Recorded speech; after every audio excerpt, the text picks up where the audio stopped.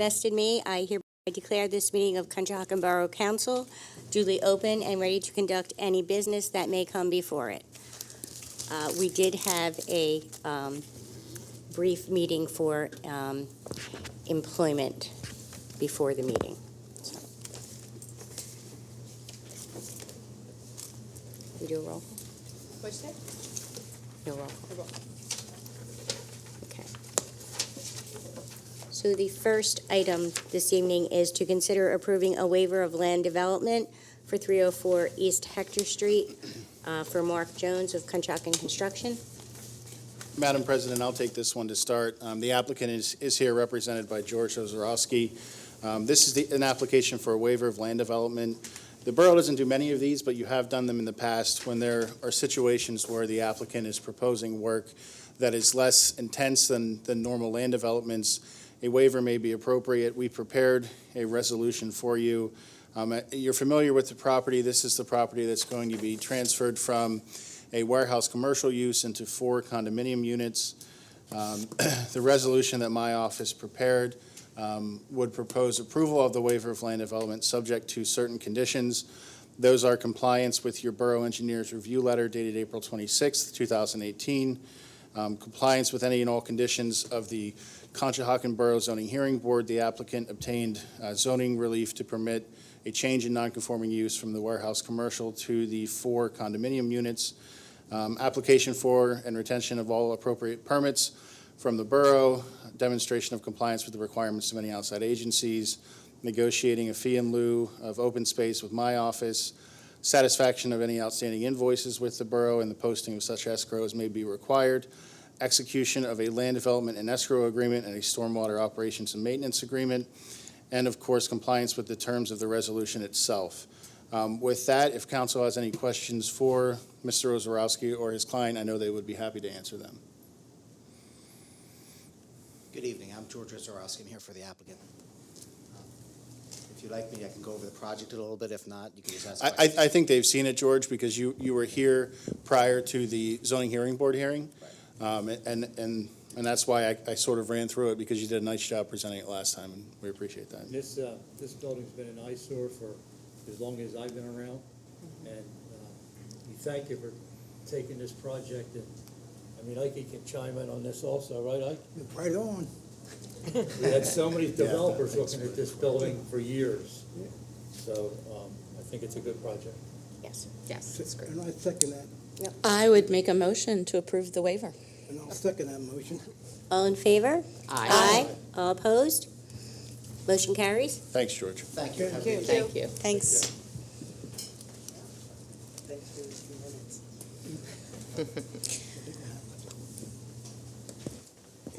He's not parking underneath it. That, right? Yep. Our second item of business is Borough IT Operations Update with Chuck Christensen from Next Wave Consulting. Good evening. Good evening. Good evening. How is everyone? Just to kick off the presentation, Chuck Christensen is here as a representative of Next Wave Consulting, who is the IT vendor for the Borough of Conshohocken. At your December meeting where you were vetting and interviewing vendors, Chuck was present. I know that it was a short amount of time at that point, so we're bringing him back. We just had a first quarter update meeting with administration and the IT staff. So we felt it was good timing in order to come in front of council to give you an update on borough operations and then give you time for any questions you might have. So Chuck, I'll turn it over to you. Thank you. Network infrastructure for the borough is solid. I say that in many regards. It is kind of like an onion in many ways. And I say that with regard to external security issues, whether it's hackers, whether it's spyware, ransomware, viruses, things of those nature. We've built a surrounding shell in many ways around the borough information structure through email. Email is filtered. Then it comes in through your firewall filters it. Then it comes into your server is running antivirus, anti-malware to scan for those things. And each system, each PC, is also running security software. So in my mind, that's number one. We need to have a secure infrastructure. If there's anything I would lose sleep over, it's making sure that the infrastructure is secure, because really nothing can happen without that. If something were to get in, so much time, money, and effort would be wasted in trying to remediate that virus or whatever it may be. So we make it our priority to not allow things like that into the Borough network. There are always improvements that we can make to that, because the bad guys they're thinking of ways to do things 24/7. So are we. So that is priority number one. Part of that was upgrading some PCs that were still running Windows XP. That is an old, flawed operating system that we had to get out of the environment because it's easily to exploit. There are scans that we've done from the outside to make sure that there are no holes in the firewall or the network infrastructure, and we have verified that. I can add that as documentation later on if you like. There are ways that we can upgrade in what are commonly called URL filters in emails. So once you get an email in, if there's a link in those emails, that's one of the worst ways that that companies are exploited. So there are URL filters that can be implemented to take that and basically make it not an issue. Tomorrow we're moving the secure server from down in the police department server room to upstairs, so we have access to it 24/7 without having to bother the police on that. The plan is there should be very, very little interruption in doors, locks, things like that from the time that we move it from downstairs to upstairs.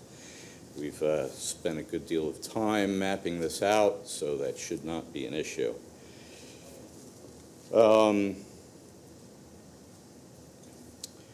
We feel that we feel good that we're being responsible stewards of taxpayer funds. We're never one that's going to jump into spending money until we discuss options, and maybe there are other things that we can do, or we can wait, whatever it may be, but we're always mindful of the value of the taxpayer dollars.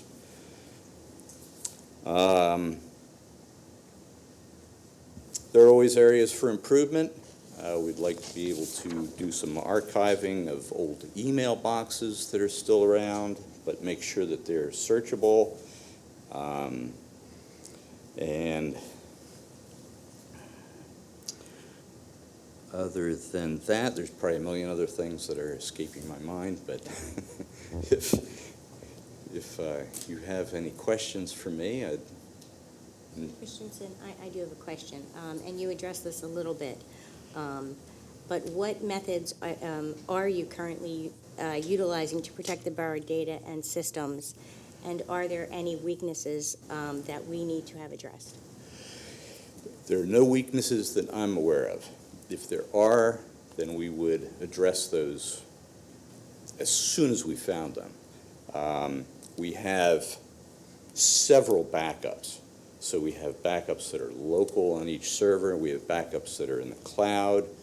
So if, in case there is a disaster, which we have planned for, we can get the borough back up and running ASAP. You'll have to Is that- excuse me on that. When you said backups, Since I'm not very good at that, is that also physical backups? Backups of the data that Right. resides here, because email resides in the cloud, that's always backed up in the Microsoft cloud. Does that answer your question? It does. Okay. I have a question too about going to the future. As we have to update our servers and different pieces of software, do you have training in place for Borough employees that would help them adapt to a new system? I know how difficult it can be when you get a new system and you have to install it. And Absolutely. Let's see, what do we do?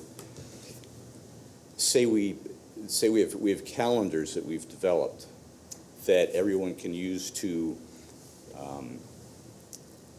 set a meeting in the two big conference rooms that are upstairs. So we've created this calendar function.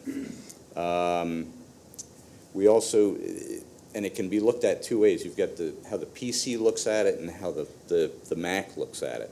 So there are disparities.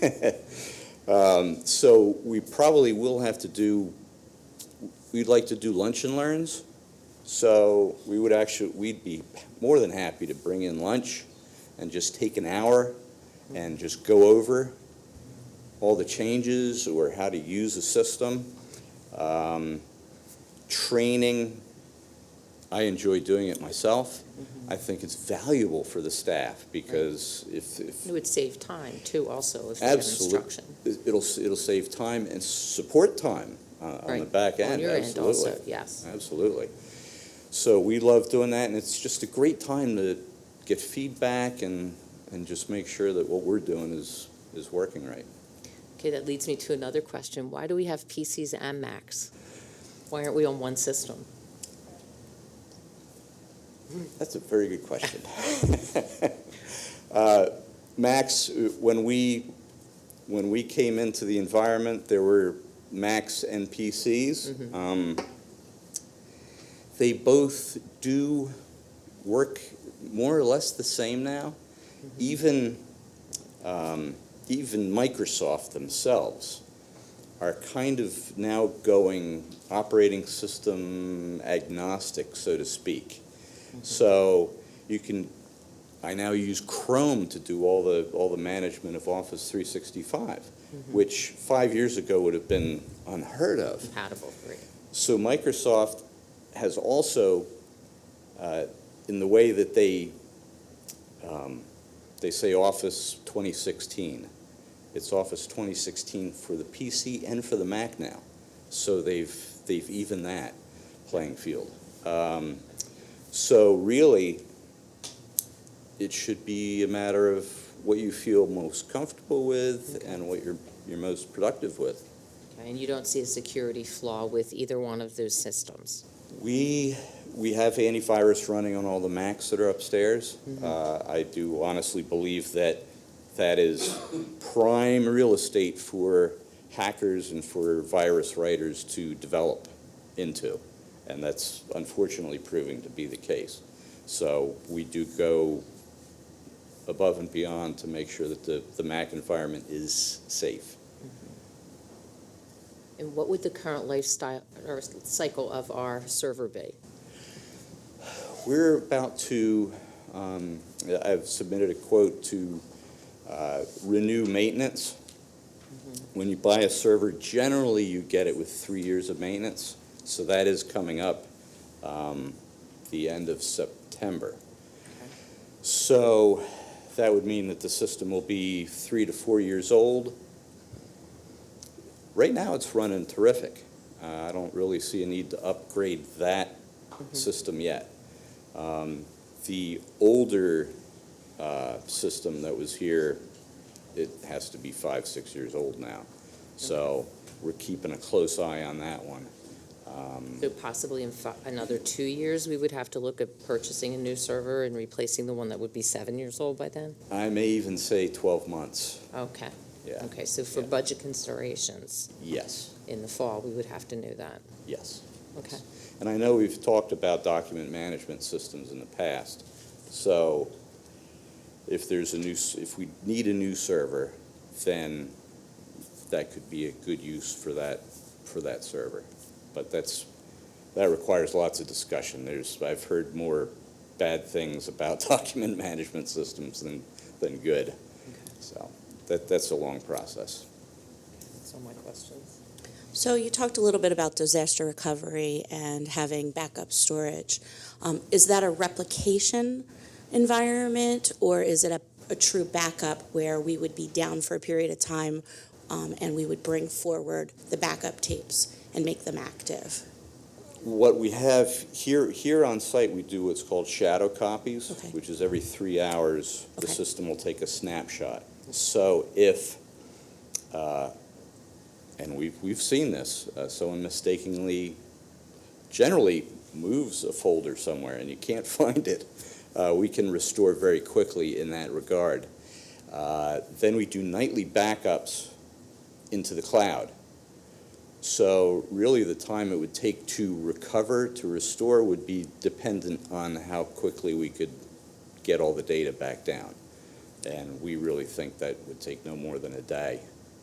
And the backup servers are the owner or the property of your company, or we own those, and there would be upgrades to those as well as we move forward, where we would always be in sync with the current technology.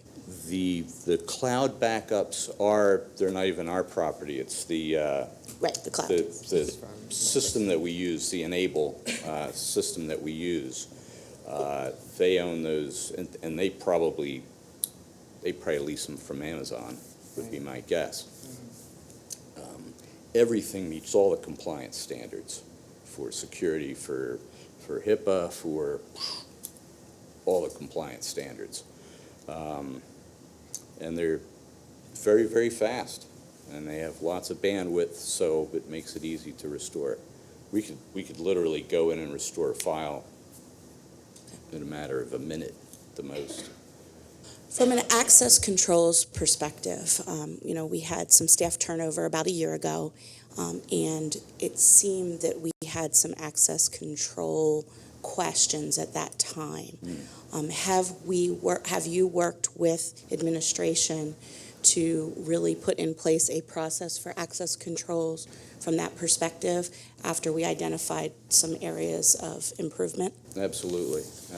We've got as soon as we learn that someone's departing, we shut off both the Office 365 email account and the local account here.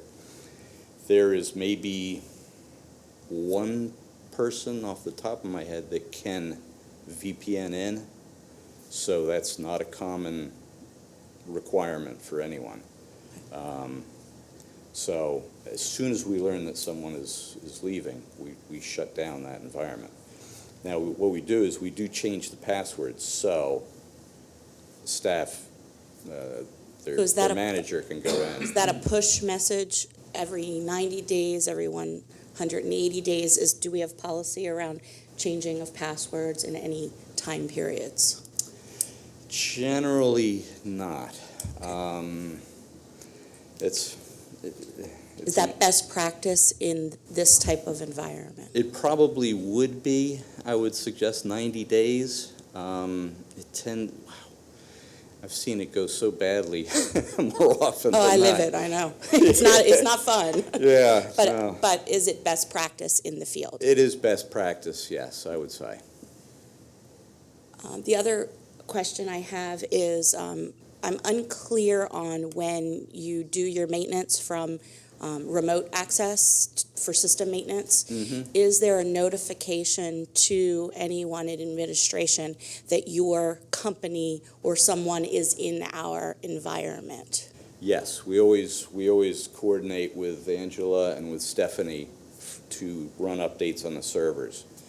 That could be an automated process, but it's my personal, I personally like to do that myself so I can see the server, see if there's any errors, see how it reacts, do the reboot, make sure that everything's running properly. PCs, the system is automated. So when Windows updates come out, which is Tuesday, Wednesday, they get applied, and then that's all automated. And then full capability of user audit trails if needed and necessary. Yes, absolutely. There is an audit trail for each system and when it was remotely contacted, and we've done anything to it. Yes. That's all in what's called our Enable system, which is the network management system that I'd be more than happy to demonstrate to you. There are many classified areas of it, so obviously we'd have to be careful. That's all my questions. Thank you. So you mentioned moving the server upstairs. So I Yes. imagine this is part of our effort to consolidate the IT operations, so for all of the borough operations? Yes, yes. So if we could just talk about that for a second, the advantages, any concerns through that process? What are some of your thoughts? There are no concerns technically from, I've done this for almost 40 years now, so there's very little technically that we can't handle. It's usually just making sure that we establish a good partnership, a good relationship, a trusting relationship, because if we don't have a trust relationship with our clients, then there's nothing. So that's primarily what I will do my best to establish. We need that in place because then technology-wise, we'll be able to handle that. Does that answer your question? Yes, thank you.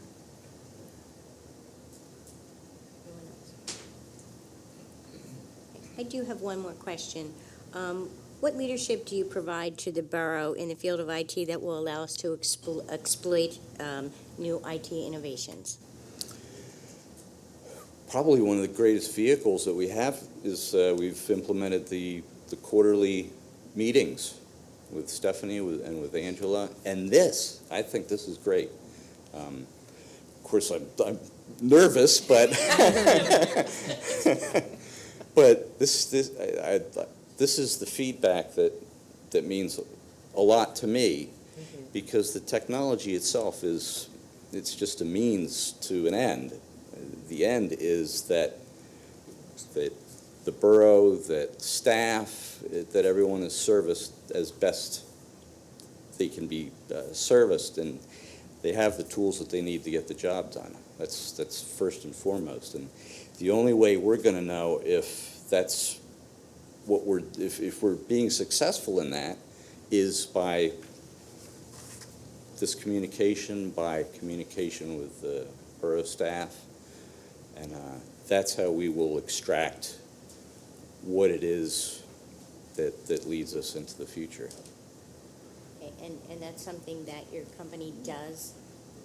It actually does come in and guide the administration on new things and how to use them and the changes that are always occurring.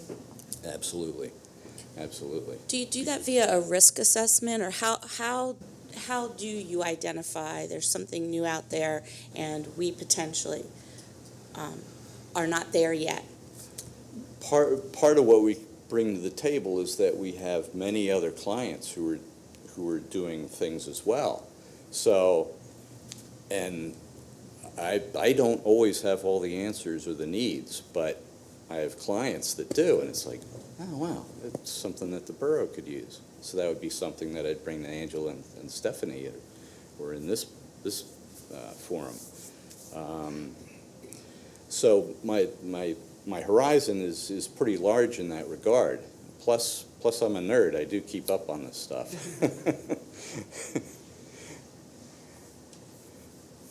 Anyone else? Any more questions? Okay.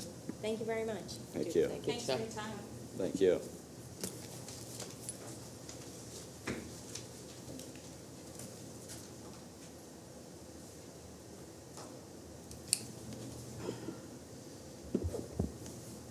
Next on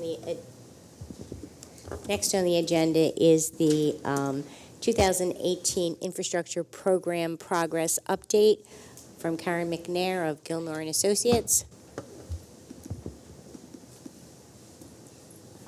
So just to introduce Ms. McNair and the agenda item topic, we ended 2017 with placing an emphasis on reaching out to Gilmore to develop an infrastructure management plan that would be actionable in an amount of time based off of financing options and what the estimates came back in. So important for tonight is to understand that the borough can continue to do mill and overlay that it's been doing for years.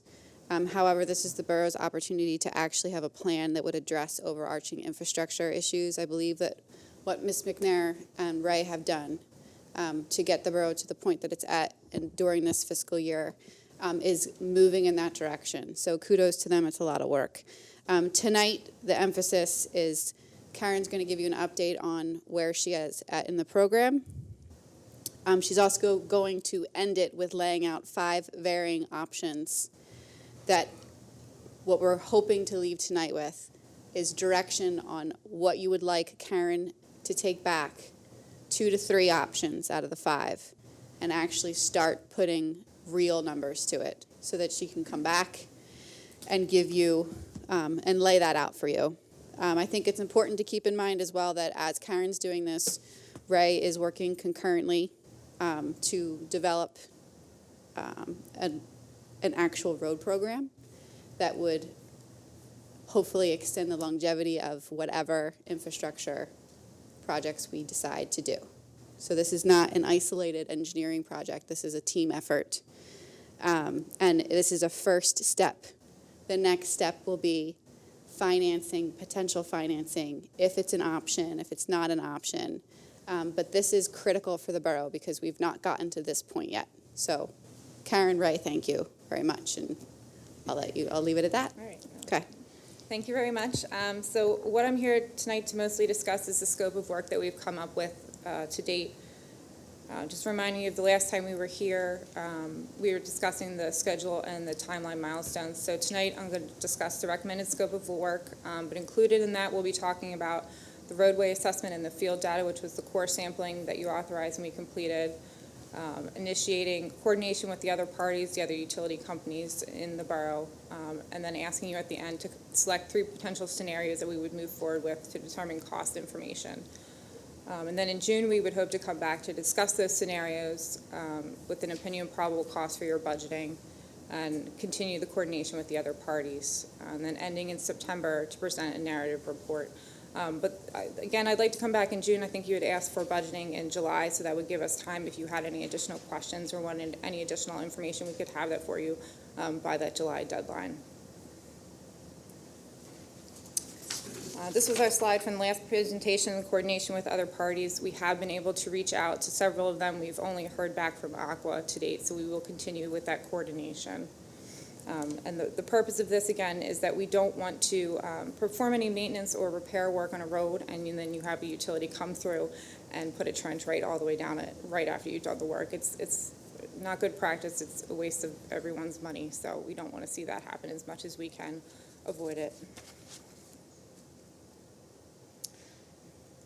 So we used the assessment of roadways that Paul had completed. He assessed the roadway for several different failure patterns. One of those was longitudinal cracking, so that's cracking that goes down all the way the lengthwise of the road, so that's your bottom left picture. The next one he looked at was transverse cracking, which is the short crack that goes along the short way of the roadway. The next one is raveling, so that's when the asphalt has come out of the pavement and you have loose stones that just start coming around. It's different than a pothole, so it's just little loose stones. Alligator cracking is that top middle picture. They call it that because it's supposed to look like alligator skin, but it's anytime you get a lot of cracking in one location. Potholes, I'm pretty sure everyone's familiar with potholes. But rutting is this picture right here.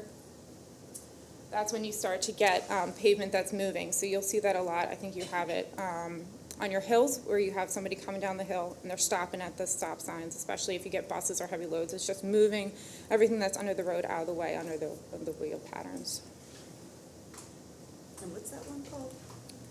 The last one, The one that's you were called just- rutting. Okay. So how we move forward with that is we did a block-by-block analysis. But when I say block-by-block, what I actually mean is that we separated out the intersections from the actual blocks. And we call them all blocks. But by doing that, it'll allow us to then do any repairs that you need to do to an intersection with any of the roads that are around it. So it gives you more flexibility when you go to do any of the repairs. You don't have to just do it with, if we did east to west first versus north to west, you can do it with any of the roads that are adjacent to it.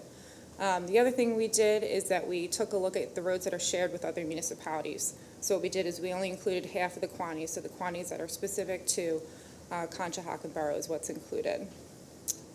So when we did that, we took a look at each individual pavement condition for the blocks, and then we came up with an individual repair recommendation and quantities for those repair recommendations. We also assessed several incidental items, which would be curbs. What we included in the scope to date is the curbs that would be damaged when we would go to do any of the repair work on the roadway. There's several curbs that we found were leaning into the roadway, so you would need to repair those because then when you would pass by a machine, you wouldn't be able to get what was under that curb. So we only have a little bit of curb in there to date, and I will be asking for additional direction on that at the end of the presentation. Curb ramps, you're required to upgrade them anytime you do any maintenance to the roadways within the pedestrian path. I think we have 842 curb ramps as part of your scope to replace because of everything that we're doing to the roadways. When you go near them, you have to do those as well. But it's How many did you say? 842. Yep. And you're not even doing, as part of our recommendation, we're not even including all the roadways because some of them have been completed more recently, or we're only doing work inside the roadway, so you wouldn't be doing the curb ramps. So that's not every curb ramp in the borough, but it's a good portion of them. But it's doing this, it also increases the walkability of the borough to have those curb ramps upgraded. Again, we'd be replacing any of the pavement markings because you're taking off that top surface or covering it, then your pavement markings are gone. And what we would be doing is standardizing any of your non-decorative crosswalks to this pattern that's here. It's a more visible type of crosswalk. It's supposed to have more visibility to vehicles, so that's supposed to be a little bit safer because of that additional visibility.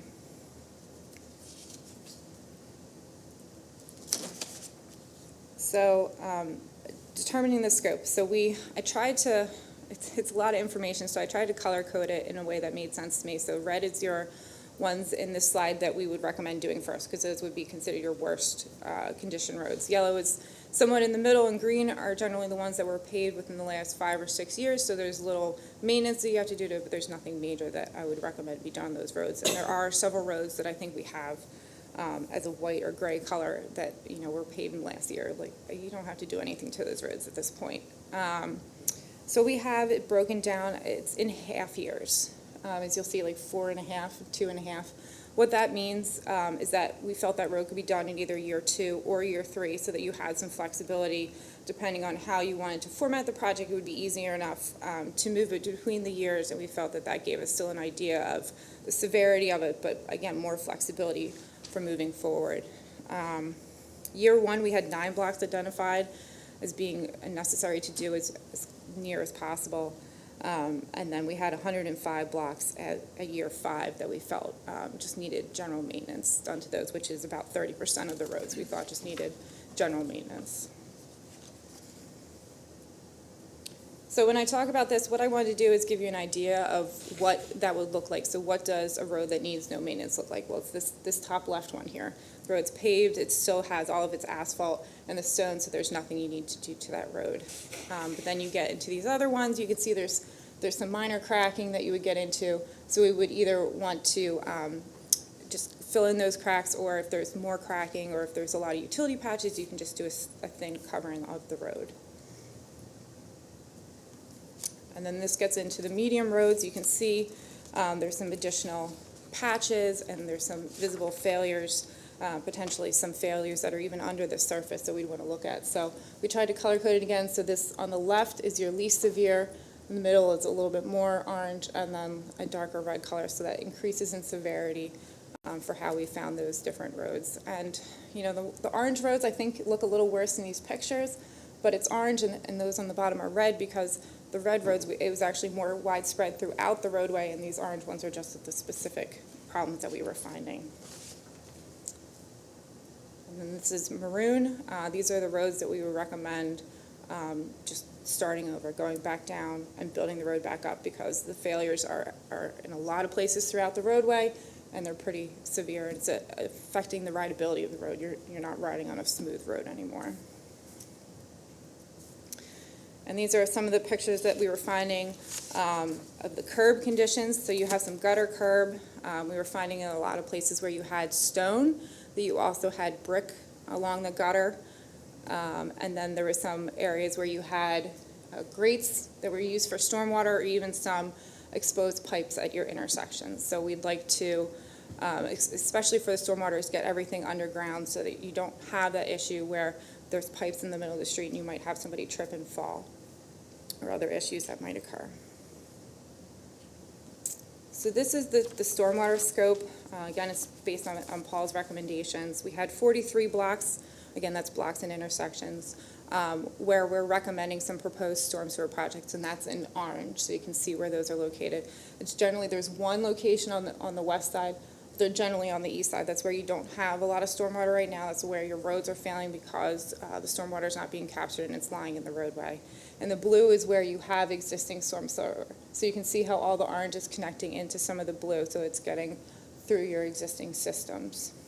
And then we did start the storm sewer televising on April 11th. So the scope doesn't include anything that they might find during the televising.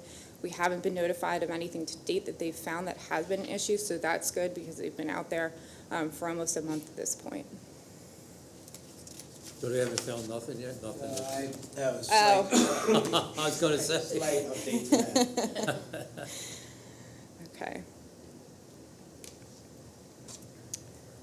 This is the asphalt coring that we completed. The red dots, as you can see on here, are all locations where we completed the core sampling. We did 32 locations. So what they did is they took cores like that of the roadway. So they take a machine and they can take out the asphalt. And what they can do then is measure the depths of what you have found in the roadway. And then where they were able to reach under the roadway and back down to the dirt, they did stability testing on the ground. The good news is that we found everywhere we were able to look at the subgrade at the earth, you have very good stability. There was no clay, so that's exactly what we wanted to find. The bad news is you had a lot of variability. There's cobblestone under some of your roads. You have insufficient asphalt. So we found 8 of the 32 samples actually had less than 3 inches of asphalt. The current standards is 6 inches. So that's where we're recommending a lot of work be done is on those roads where we identified some substandard conditions. So this is your standard Borough cross-section on the left. It's 1.5 inches on the top, 4.5 inches of another layer of asphalt under it, 6 inches of stone, and then your earth under it. The worst cross-section we found was just 4 inches of asphalt right on the earth. But that was actually on a road where we had taken 3 core samples. 2 of them were the closest that we found to your borough standard. And then we did another one on the road, and it's actually the worst one that we found in the borough. So there's a lot of variability that we're finding in your roads. And I think just because they were probably constructed at different times. But the purpose of all of these different layers is when you have a wheel load, you want to spread it out before it gets to the other earth, because otherwise the earth moves like you have with the rutting, and then you don't have a good rideable condition. And by having those several layers, it gives you the opportunity to spread out that load.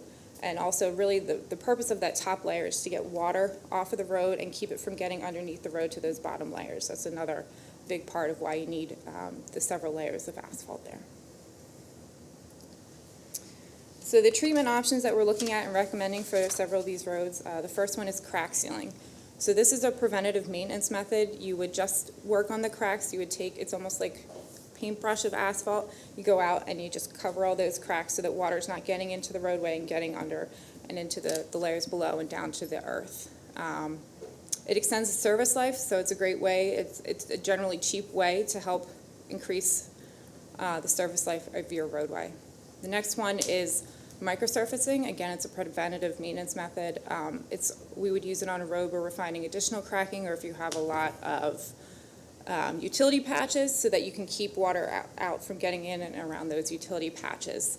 This would cover the entire roadway, and what it does is if you have a little bit that raveling or if you have the cracking, then you can seal that surface back up. And this we would use on the roads that we classified as the green roads. The next one is mill and overlay. So mill and overlay would be mostly used on your yellow roads. It's a rehabilitation method. So mill and overlay, you're just taking off that first surface and putting back a new surface so you have less cracking and you're just smoothing everything back over. You would only use that in cases where your base, that second layer, and then the stone layer under that are in good condition, so you're not touching those. But what we have also in the yellow category and into the orange coloring is base repair. So you would, after you take off that first layer, then you see what failures you have in that second asphalt layer, and you would fix those as well. You really can't see where you have those base failures until you mill off the roadway. But there are indicators that we can see of where we suspect that there's base repair. So we have estimated base repair based on what we can see, but you only really can specifically identify them once you take that top layer off. So the point of this, again, you get that smooth and level surface back onto the roadway. The last one we have on here is a full depth reconstruction. It's starting over. You're going all the way back down to that ground level, and you're building the roadway back up either to current standards or the best that you can given the elevations that you have. But again, because you have really good subgrade everywhere we found, I think we can just start with the asphalt up, which is really good news. So this is the recommended scope. So the light green is the crack sealing, the little bit darker green is the microsurfacing, the lightest yellow is just plain mill and overlay. Then we go to minor base repair, which is where I'm estimating about 15% of the road might need base repair. Moderate base repair, probably about 35 to 50% of the roadway needs base repair. Major base repair, you're probably at 65 to 75%. Then full reconstruction, we just think there's too much failure that you can see that we'd want to replace the whole roadway. What's the percentage on full reconstruction? Full reconstruction is 4.5%, so that's 16 blocks, which is a block or an intersection. 16, yes. Yep. That's good. How many blocks? So as you can see, I think a lot of the roads that need more work are on the east side. We really were finding it's the places where you don't have storm sewer because the water's sitting there, it's getting under it. The whole roadway is being damaged down to the earth. A lot of the roads that you've done most recently, specifically Maple, which I believe was done in 2012, we think we can just do some crack sealing in there. So what you have been doing has, the roadways are still in good shape that we've generally found. But having said that, some of these roads are getting to the end of their service life. So if you don't do more, you're just putting a Band-Aid on it. If there's failure under the surface, it's going to come back up again. So to address it, I think it is the best way to move forward because you're really going to help the longevity of your roads. So again, just to remind you of our deliverables, what we'll be asking you for direction on tonight is we're going to prepare the engineer's opinion of probable cost and an implementation schedule for up to 3 scenarios. And those would all be included in that narrative report along with the information that we've presented tonight. So these are the several scenarios that we've come up with. Of course, if council has any additional ones, we'd be certainly willing to consider those as well. The first scenario is what we'll call worst first. So those would be the roads that need full reconstruction. Start there, even though they're located in many different locations in the borough, is do those first and get them out of the way. The next one, and the one that I recommend most highly, is accounting for efficiencies. Concentrating on your major repairs first and grouping it with stormwater projects. What I mean by efficiencies is that, because they're all located in different locations, maybe we concentrate on the ones that are the worst, but group it with a longer project and group it with your stormwater projects, because then you are saving some money because your contractor's not, losing time moving his equipment around. It does save you some time and some money there, and that's why that would be our first choice. The next one is storm sewer in the first 2 years and then account for the remaining efficiencies. So concentrate on where you need stormwater, which is a lot of where your worst roads are. So you do kind of take into both of those at the same time, and then, like I just talked about, going into the efficiencies and trying to group roads together that are located together, but still starting with the ones that are a little bit worse. Next would be going from east to west and grouping the stormwater projects. So because a lot of the roads that are in worse condition are in the east, just moving from east to west. And then another one we had thought of was trying to keep the cost even between years 1 through 5. So your worst roads are going to cost the most. So if you do those first, it's going to cost more in the beginning of your project and probably a little bit less at the end. So that's just an option for financing. I'm not sure how that might work out with what's available, but that's what we're looking at there. So the other thing, in addition to the scenarios that we'd be looking for direction on, is we only included the curb that we thought would be a problem with the project, but we were finding there's a lot of broken concrete gutters, there's a lot of brick gutter, you actually have some cobblestone under roads that we were finding. So I would like direction on whether you'd like us to remove that if we find it as well. That's going to add some additional costs to the project, but I think it'll increase the longevity of your roadway. When you're finding anything that's variable in elevation under your roadway, you're going to find the same thing above your roadway because it's just reflecting up. Especially with brick, it's only a little bit under your roadway. So what you're finding is you have a crack that goes all the way down from where your roadway is, asphalt and stone, and where you have the brick, because they're settling differently in the winter. They settle differently under loads, so you just end up with cracking. And, to pay all this money to pave your roads and then find cracking just, a couple years after, I'd like some direction on what you guys feel about that, because it is an additional cost. And the other thing is, I think we only have 2 blocks where we're recommending sidewalk connection into Sutcliffe Park. There's a few blocks that didn't have sidewalks, so we had also noticed there were a couple blocks that had brick sidewalks, so if you'd want to remove those and replace them with concrete sidewalk, as is found in most of the rest of the borough, again, that would be a cost that we haven't considered yet, but you might want to include with this project as well. So why can't we put alternates for them? Yeah, we would Why need didn't to find out the costing information for that. Put alternates on them so we know what the repairs cost versus the other stuff. Oh, So okay. we should do that stuff, but we gotta find out how much Gotcha. funds we have to. Right, okay. So Karen, can we focus on scenarios first and then we'll hit Yes. the other ones? Yes. So do you have recommendations to council that you would make off of the 5 that you presented this evening? Yeah, so my highest recommendation would be number 2, the accounting for efficiencies. And I think second would be, doing the worst roads first. I think that's going to give you a comparison of costing information and a way to see how accounting for efficiencies might help you, but still concentrating on the roads that are going to help the rideability and help, the residents and the business owners commute around the borough. So if we take those strategies, we're not really addressing the underlying storm sewer. So what kind of life expectancy? So those would both include the storm sewer in my mind with those, because you're so it's grouping with the storm sewer projects, and our ballpark right now is about $20 million, but $4 million of that is your storm sewer project.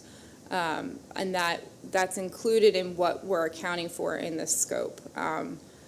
So you would be addressing the stormwater with both of these, or with any of these, really, I would think. Okay, so it wouldn't be we would take care of the roads and then come back Right. down, okay. Right.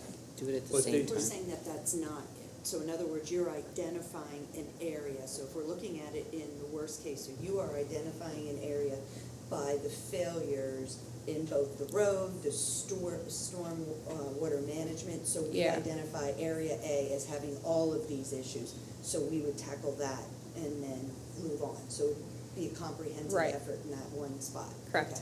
So we need to finish the video and to find out what's underground, what repairs we need to do before we start repairing roads surfaces. I think what you're gonna, Maybe the Yeah. easiest way, just to clarify that one part of this, is a lot of these deficiencies in the roadway are because of the storm sewer. Right. So when you talk about worst first, that's The going storm to have sewer to, is the one's going to have to worst. be addressed in order to Right. make the other one work. Right, So, and it's gonna exactly. be storm sewer. So the storm sewer comes first. If you look at the mapping, you'll see the east side of town is much worse than the west side of town.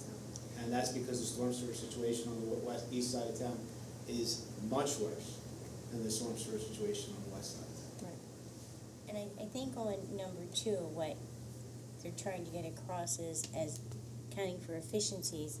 So we treat the ones that have the storm sewer problems and the roads there and that surrounding area at the same time. Am I correct on that? Correct, yes. So that way we're being efficient on fixing the stormwater and the roads in that surrounding area so that our money is being well spent and spending less for more. I think. agree, yes. Is that it? Yes. Okay. So we need that video, we need that done as quickly as possible then. Yeah, they were given about 35 to 36 working days. They started April 11th, so I think they probably will not be done in time for June. But what I think they'll find is if there's any pipe failures. So I think there's going to be enough variability in the 5-year plan that if they find anything, it's either going to have to be addressed immediately or that we could, I think, work that in there without too much trouble, because they are concentrating on the east side, because again, I think we're going to have a lot of the costs and the repairs on the east side. So I don't think we have to wait for it to put forward what we would plan for in June. I think before you would actually go out to bid, whenever you would start that first program, you would certainly need that, so you would be able to identify anything to include in there. But if it's something that you don't have to take care of immediately, then we can just, I think it would be easy enough to fold it into whatever your project that it's being completed as part of that roadway. So when you look at projects and economies of scale, we're saying the storm sewers is a high expense. Correct. I think we have to look at it is there economies of scale if we just do all the storm sewers where, 4 million could be 5.5 million if we do piece by piece by piece. So I think we're going to have to take a look at where the bang for our buck is also, to make sure that we're also addressing economies of scale when it comes to the work efforts, right? Right. Because anytime you're doing light work with light work, you're going to save money than by splitting it out. And that's what option 2 is. Go ahead. Sue. Option 3 is more geared towards doing all the stormwater first. Option 2 is more geared towards doing the worst roads. It's going to be a lot of overlap, but it would be a little bit different of a focus by focusing on your worst roads. Because, for example, Spring Mill is on there because it's deteriorating part of it. We did find there was a location that had only about 1 inch of asphalt, so I think that's the real problem there. How many times was Spring Mill done? It was done within the last 5 years. Yeah. Where was our inspections for the contractor? There was, they did everything, including compaction testing. Aqua and Pico were both there, and Aqua, we had a maintenance bond for a while for some of this stuff, and Aqua actually made some attempts to do exactly what Karen presented by using road sealers. Those attempts didn't work. It's the whole, it's not just this 14 or 12-foot area that they discovered was the issue. It was the road from curb to curb. And like they said, you could have 12 feet of the road that's has a perfect subbase.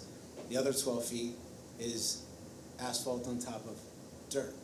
That's not gonna last. One's gonna take out the other. So how many years ago did we do Spring Mill Avenue? I think Springville Avenue was completely done about 8 years ago. 8 years. Completely done. And then, of course, Aqua and Pico came in and did Right. 2,280 feet of main, like 2.5 years after they completed the road. So now it's hard to point fingers as to whose the issue it is, but we actually have had Aqua out at those locations, and they did their due diligence according to the documentation that we see. Most of that has to be based around compaction testing. We're asking them to present that back to us now, and Karen will get that, and she'll have her eyes on it once we get it.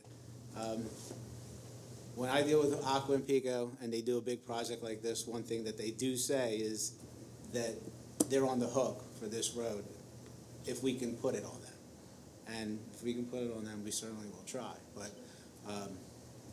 it shouldn't have failed after 2 years. No, There's it some shouldn't. considerable failures for a roadway that's 2.5 years old. So we gotta get it right. Right. This is the only way to get it right. Steph, when I talk about economies of scale from the work effort, we also have to factor in the financing piece. So Correct. we may save on the front end, but in the end, it may end up costing us more. So we want to be really careful when we're looking at those different options, what makes sense. Understood.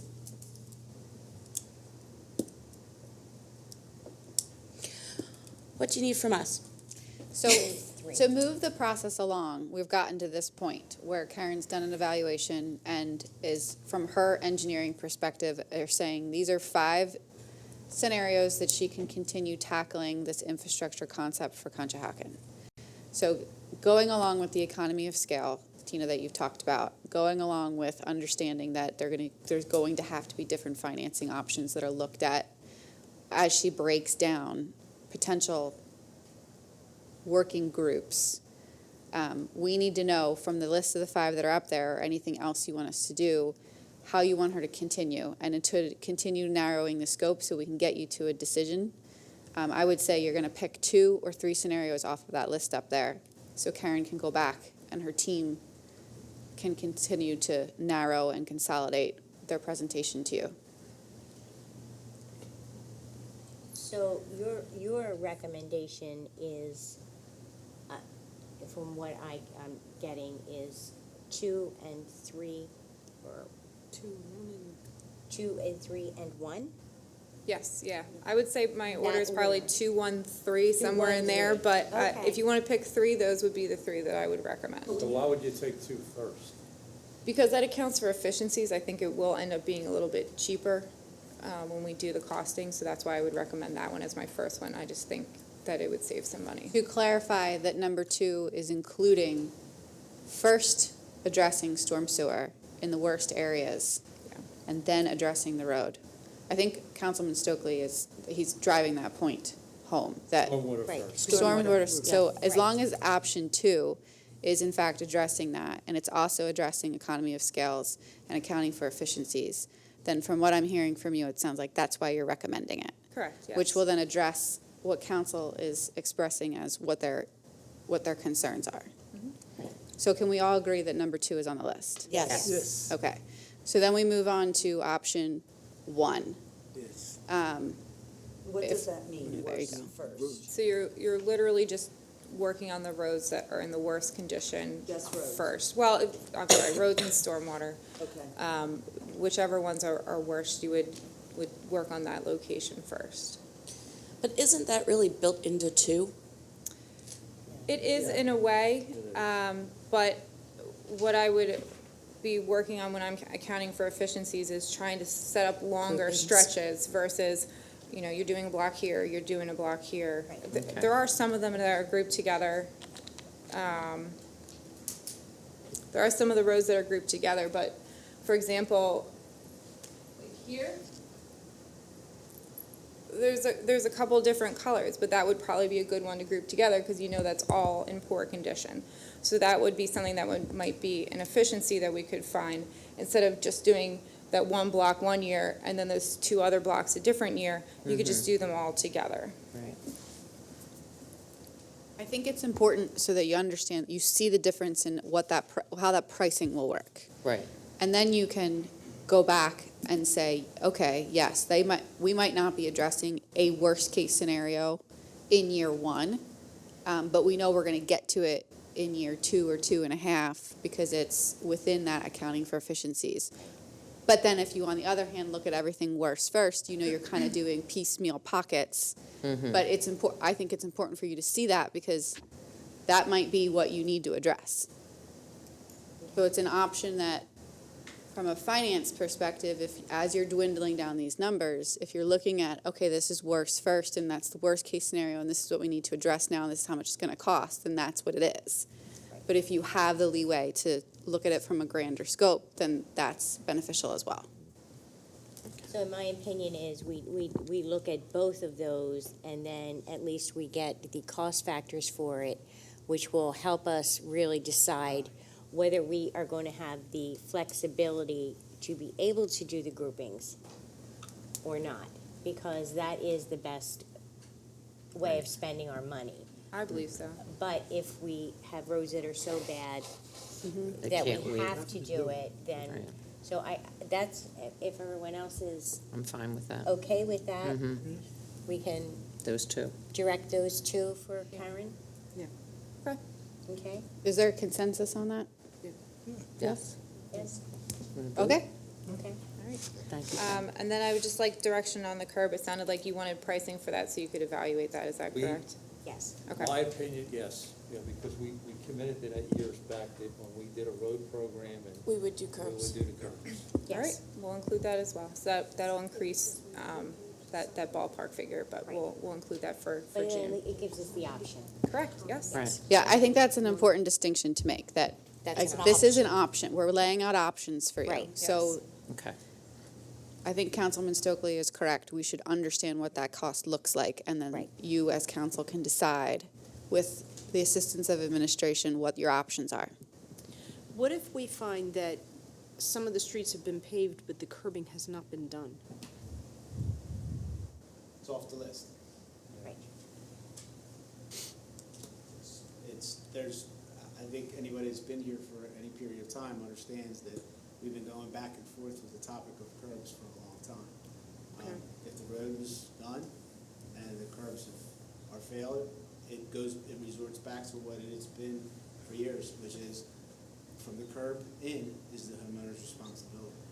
So we always agreed that when we did a road program, only when we did a road program, we would replace the curbs. Okay, so, Understanding that this has never been taken on at this scale for the Right. borough of Right. Conshohocken. Which is, So a road program that could be 2 or 3 blocks and the numbers that are gonna coincide with doing the curbs and the sidewalks and potentially the handicap ramps that are, they could be, 6 years old and non-compliant? Right. Because PennDOT has changed the standards.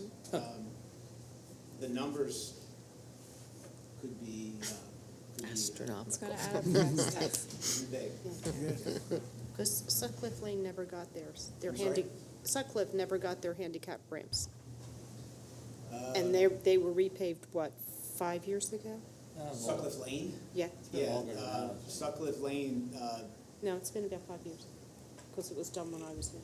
we literally, I think it's, the ramps that are in front of some of the road programs that were done on Fast Street technically could be considered non-compliant now. How long ago was Fast Street done and the brick pavers were used as? yeah. I think what is important to remember Okay. through this process is that this is not a section-by-section plan. This is an overarching borough plan that we are attempting to utilize to address a borough-wide issue. Correct. So we're not isolating No. an area in specific sides of town and sections of town. This is laying out everything that needs to be completed so that you can then decide what the next steps are and the timing. Right. It might not be next year, it might be the year after. We don't know yet, but what we're giving Karen tonight is direction so we can get you closer to making those decisions. Right. Okay. Because our goal, as a whole group, has been from the beginning to start the process to make all the roads in the borough what they need to be. And we all know that it is going to be a long, hard process because of the condition of a lot of them. So we just have to remember that whole picture when we're discussing it. Well, I think over the years of the past councils, that was our goal. We took pride in doing our roads, and we always did a road program every year. So, I mean, it wasn't like the past councils, we were looking in this for years, right? Yeah, and I agree with that, but understand what Karen has presented you is basically the road program was a mill and overlay program. That's right. That's what it was. So anything below the mill and overlay, We were nobody knew trying to about get until to it, I now. mean- Now we know what we were milling and overlaying, and the problem is, it was going to fail. It wasn't going to last 10 years. Right. Because we were putting it over. And that we're all substrate. aware that it's not something that was ignored. There were just so many other things also to contend with. And now it's just something that we all agree that we need to really seriously do and look at. It's not blame, it's just we all know that we're at that point. this puts a whole lot of different options on the table, and how it's gonna be done, and how it's gonna be done in the future, once this is all implemented. It changes how Public Works does their work. It changes how the necessity of certain equipment and the non-necessity of other equipment. It is a structured program which the borough, I don't believe ever had. Or any, I don't think it's, to be honest with you, I think there's nothing been close to this as far as a structured program. And not only from the engineering perspective, but how that follows through in the years of maintaining these roads. Basically, if you want to look at it as a subdivision, now you move in and you got brand new roads. That's what this is potentially going to look at when this is all said and done. And you've lived here most of your life, you know that that's never happened. Okay, so takeaways from tonight for Karen. We're looking at scenario 1 and we're looking at scenario 2 and we're asking for pricing on inadequate curbing. Okay? And during all of this, we still have Public Works fixing Correct.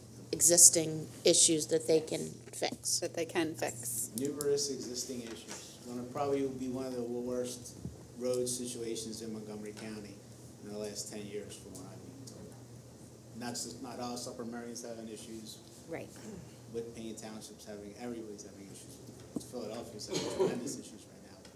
So it's going to be bad. We're actually starting tomorrow. And just one other thing, sorry I didn't bring this up, but we did have one collapse that they found on 6th Avenue between Hollowell and Wall Street. Looks like it might have been hit with a backhoe during some construction. And, okay, and then Karen will be back in June as a follow-up. Great. You're going to give us a headache in June, aren't you? I'm gonna try not to. Okay. Bring us candy or something. Karen, thanks for all this work. Yeah. It's Yeah. really It's helpful. And Ray. helpful for us to Yes. understand what we're Good. working through. Thank you. Yes, thank you. Thanks, Karen. Ray, you want to move up to the podium or you want to stay there? The Benjamins. That's what it is, it's all about the money right now.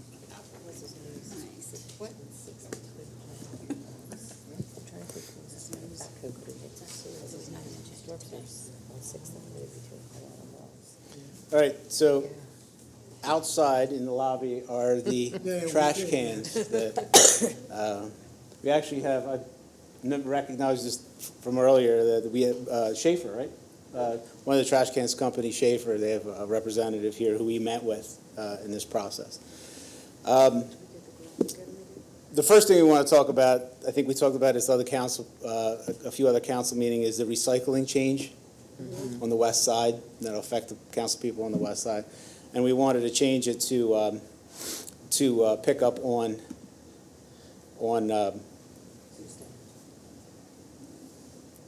Tuesdays. So you currently have Friday pickup. We want to change it to Tuesday. That allows Public Works Department to have Wednesday, Thursday, and Friday. We don't have to worry about recycling. And they could do some of the other things that are changing in the borough, like, for instance, the parks, the road conditions. It's very difficult when you have to break up crews in order to address recycling. So currently what we do is Monday and Friday. And we found that it's becoming more and more difficult to stop on Friday and pick up again on Tuesday. We'd rather move it through, and if we had to have people come in on overtime, then we could go from Wednesday, Thursday, Friday, Saturday, Sunday. Now we don't pay double time, we just pay regular overtime rate as per the new contract. So we can literally go 5 days and handle some of these bigger problems in town with not having to deal with recycling. It is a difficult thing to negotiate when you have 2 trash days on the east side, 2 trash days on the west side, and you have recycling, and we also do the yard waste. So we want to move that to a Monday and Tuesday setup, starting in June. And we'll work with the residents on that. We planned on, I think June 1st turns out to be a Friday, so we would do the pickup on a Friday. Those who didn't get the message, we will still be picking up the following Tuesday, so they would actually have 2 recycling pickups within 5 days. And I think we'll get the information out with the Public Works Department, with the Code Department. We have flyers that we'll put out. We'll also put out the recycling, what we allow and don't allow on recycling. So I think we need input from the council on that as to how we want to proceed. So given the borough's desire to change this recycling date, we would like to give residents as much notice as possible and to pump it out through social media. So number one, I would just need to know, is council inclined to approve the switch in the recycling date? And if so, can we do it this evening so that we can start notification immediately? So we are talking changing the recycle date from Friday to Tuesday on the west side. Yes. That's correct. Starting June 1st, but we would be actually picking up the recycling on June 1st. They would also then subsequently get recycling picked up on the 5th. Okay. And, So that's fine, but we need to communicate to the residents. Right. Because if we don't, and everybody doesn't know it, they're gonna leave their cans out, they're not gonna bring them in. So with that being said, Right. is there a transition period here where we would make accommodations for individuals? Yes, we will be making, Okay. I believe through this process, we'll be making a lot of accommodations for people. So We're we- going to have a lot of our public works people and the code people having conversations. We might even have someone come in on a Saturday when people are actually home and have conversations, hand out flyers, things like that, notifications. Are we doing it all directly by handout flyers, or are we going to mail something? We were not going to send out an actual mailing, but we would be doing the TV channel, the website, social media outlets, the police department social media, the recreation social media. We would hit it up on every channel that we have, unless you would like a mailing, in which case we could do that. Or how about how we, sounds kind of silly, how we post the leaf collection on the poles? Could we? Well, we were actually that? considering we could hand out flyers. That's fine. As Hand out a as group, we would be opposed to able to hand them out. pay for Okay, mailing. yeah, that works. I understand your concern. I mean, Right. anytime you change anything, it's going to be a big Right. issue, and we're going to have to work through it. Okay, yeah, if you're But I handing think them this out, is I'm- best for everybody, and once Yes. we have the opportunity to explain to the people who may have difficulty with this as to why we're doing it, I think we'll be able to work it out. I don't know. How about it, before you do this, why don't you make up flyers, and while you're doing it now, put it on a door before. Well, Before funny you asked Friday. that question, because that is exactly the flyer we would be handing out, Right there, yeah, what you see on the screen. that's perfect. That's what we would be handing out in the doorway. Okay. So you don't really need a motion, you just need council to, I just need you to give us your blessing. yes. You got it. Okay, I think you're blessed, Ray. Was that an official? We're That was an official blessing, yes, you're good. Okay. Steph, I got can we, Yes. can this flyer, this flyer of what can be recycled in one can we put that on our social media too? Absolutely. I So get these everything on questions a that lot. screen is going to be a flyer, and that exact wording with the educational material underneath it will be included. Is that front and back? Is that what we're looking at, front and back? Or too big? Allison, are we looking at front and back? Okay. Okay, thank you. Thank you. Yeah, there's going to be a lot of education with this. When I met with the EOC, I think we talked about the fact that recycling is going to be changing in this country. We're going to be affected by it. And part of our responsibility is going to be educating people on that. But we'll definitely get into that at some point. Okay, So the second, just thank you for that. And then Welcome. if your residents have concerns, if you can please ask them to contact the borough office. Yes. We will handle it. We will make accommodations as needed as we transition through the process. Ray's shaking his head at me, yes. Okay. okay? So the second part of this is the rollout of the carts, the cart presentation. So three of the administrative people, Frank Perry, from the foreman for the borough, Allison, the assistant for the Public Works Department, we were all involved in trying and talking to, interviewing, narrowing these trash can situations down into something that we could present here. So the four companies that we basically went to, all of them are major companies, Auto Environmental, Toter, Schaefer, whose representative is here, and Rarig from Rarig Pacific. Some of them are local. I think Rarig Pacific is, well, one of the companies I know is out of Erie. I don't remember which one. The idea for this was obviously because of our situation with Divot.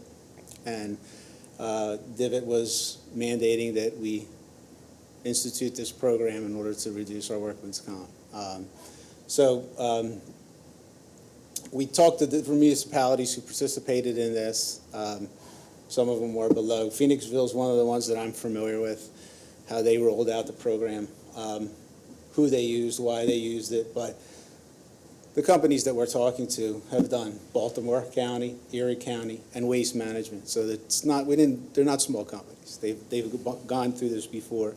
They also provided us with, I think, we'll find the best price for what we're doing. Most of these are co-stars too. If you're familiar with co-stars, it's the co-op for the state of Pennsylvania.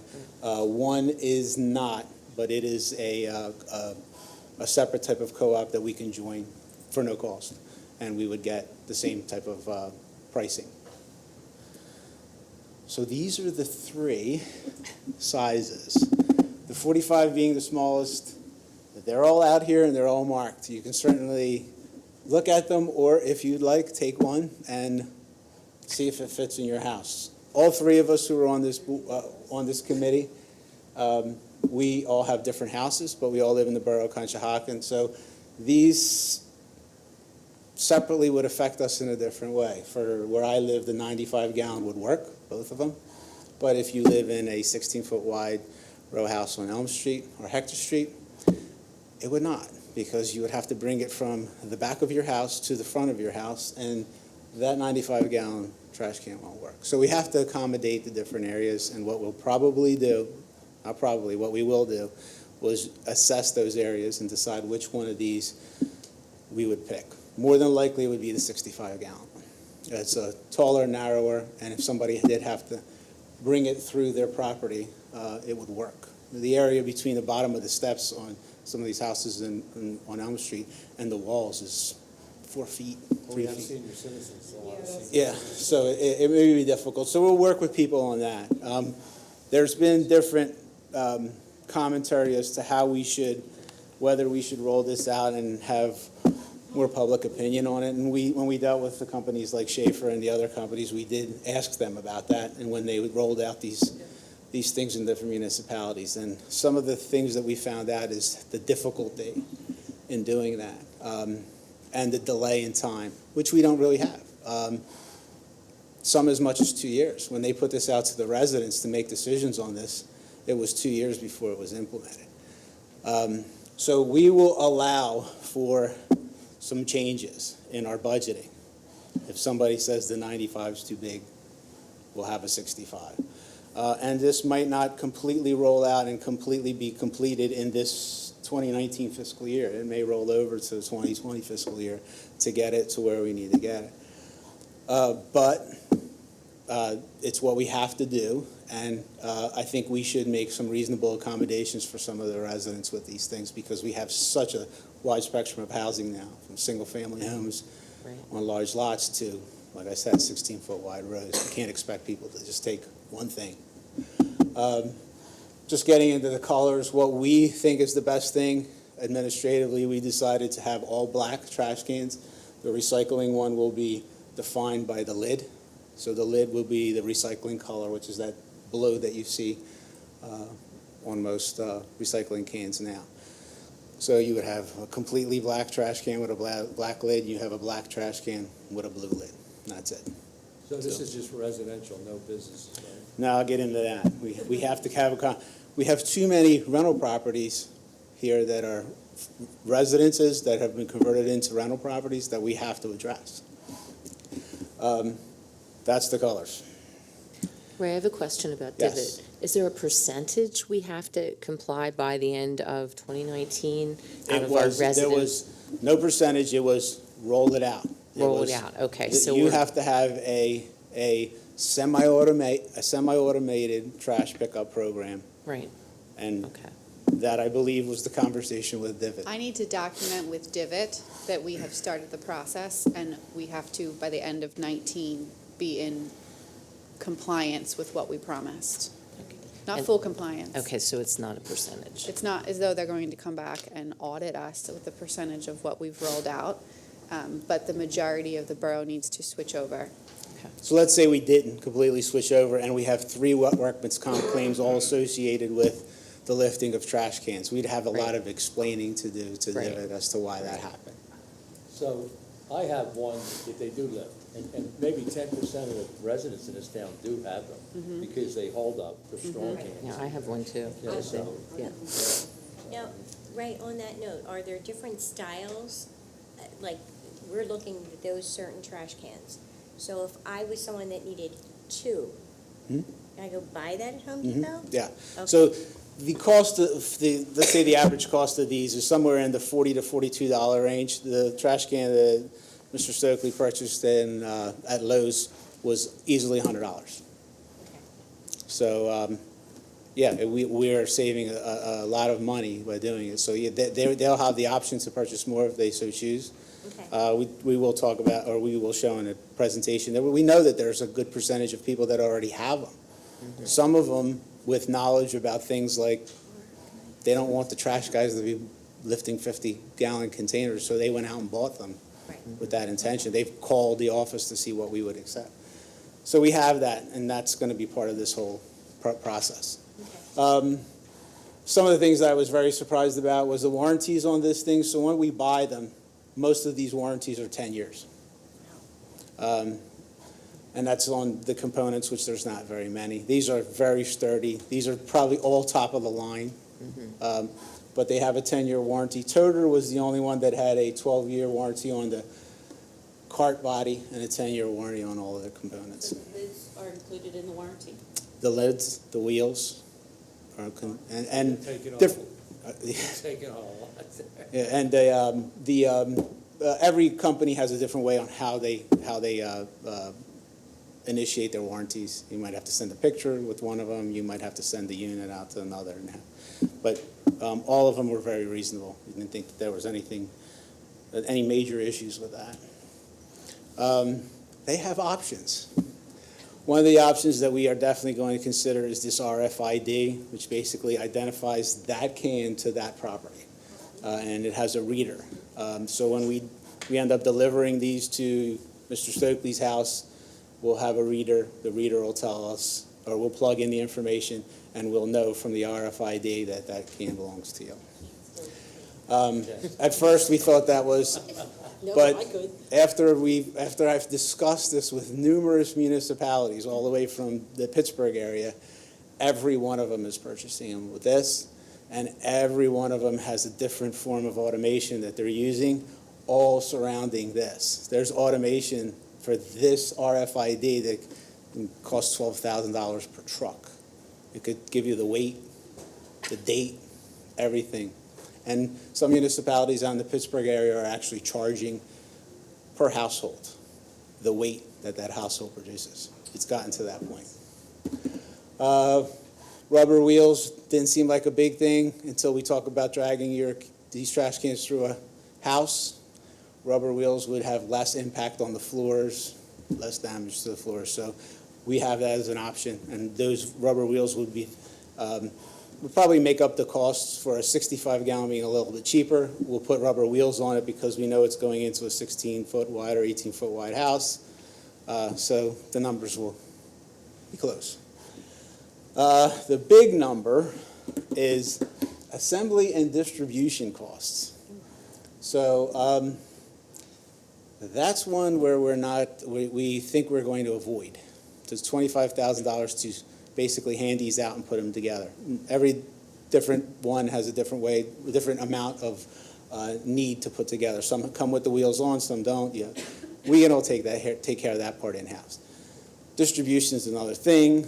They come in and they distribute these things over, let's say, a week span. They have the RFI reader. They have a spreadsheet as to who they deliver it to. Some people will not want them, and they'll have to deal with that. So, as we know, we would probably rather have our administrative staff in the Borough of Conshohocken dealing with that type of an issue. People that just say, that's not going on my property. we'll have to have that conversation. So rather than have someone, a stranger, do it, we'll handle that administratively. We also might be reaching out to some of the commissions in the borough of Conshohocken and have discussions with them. I think I brought this up, Matt, at the EOC. Maybe we can work something out with that, with delivery of these things on a weekend as a project.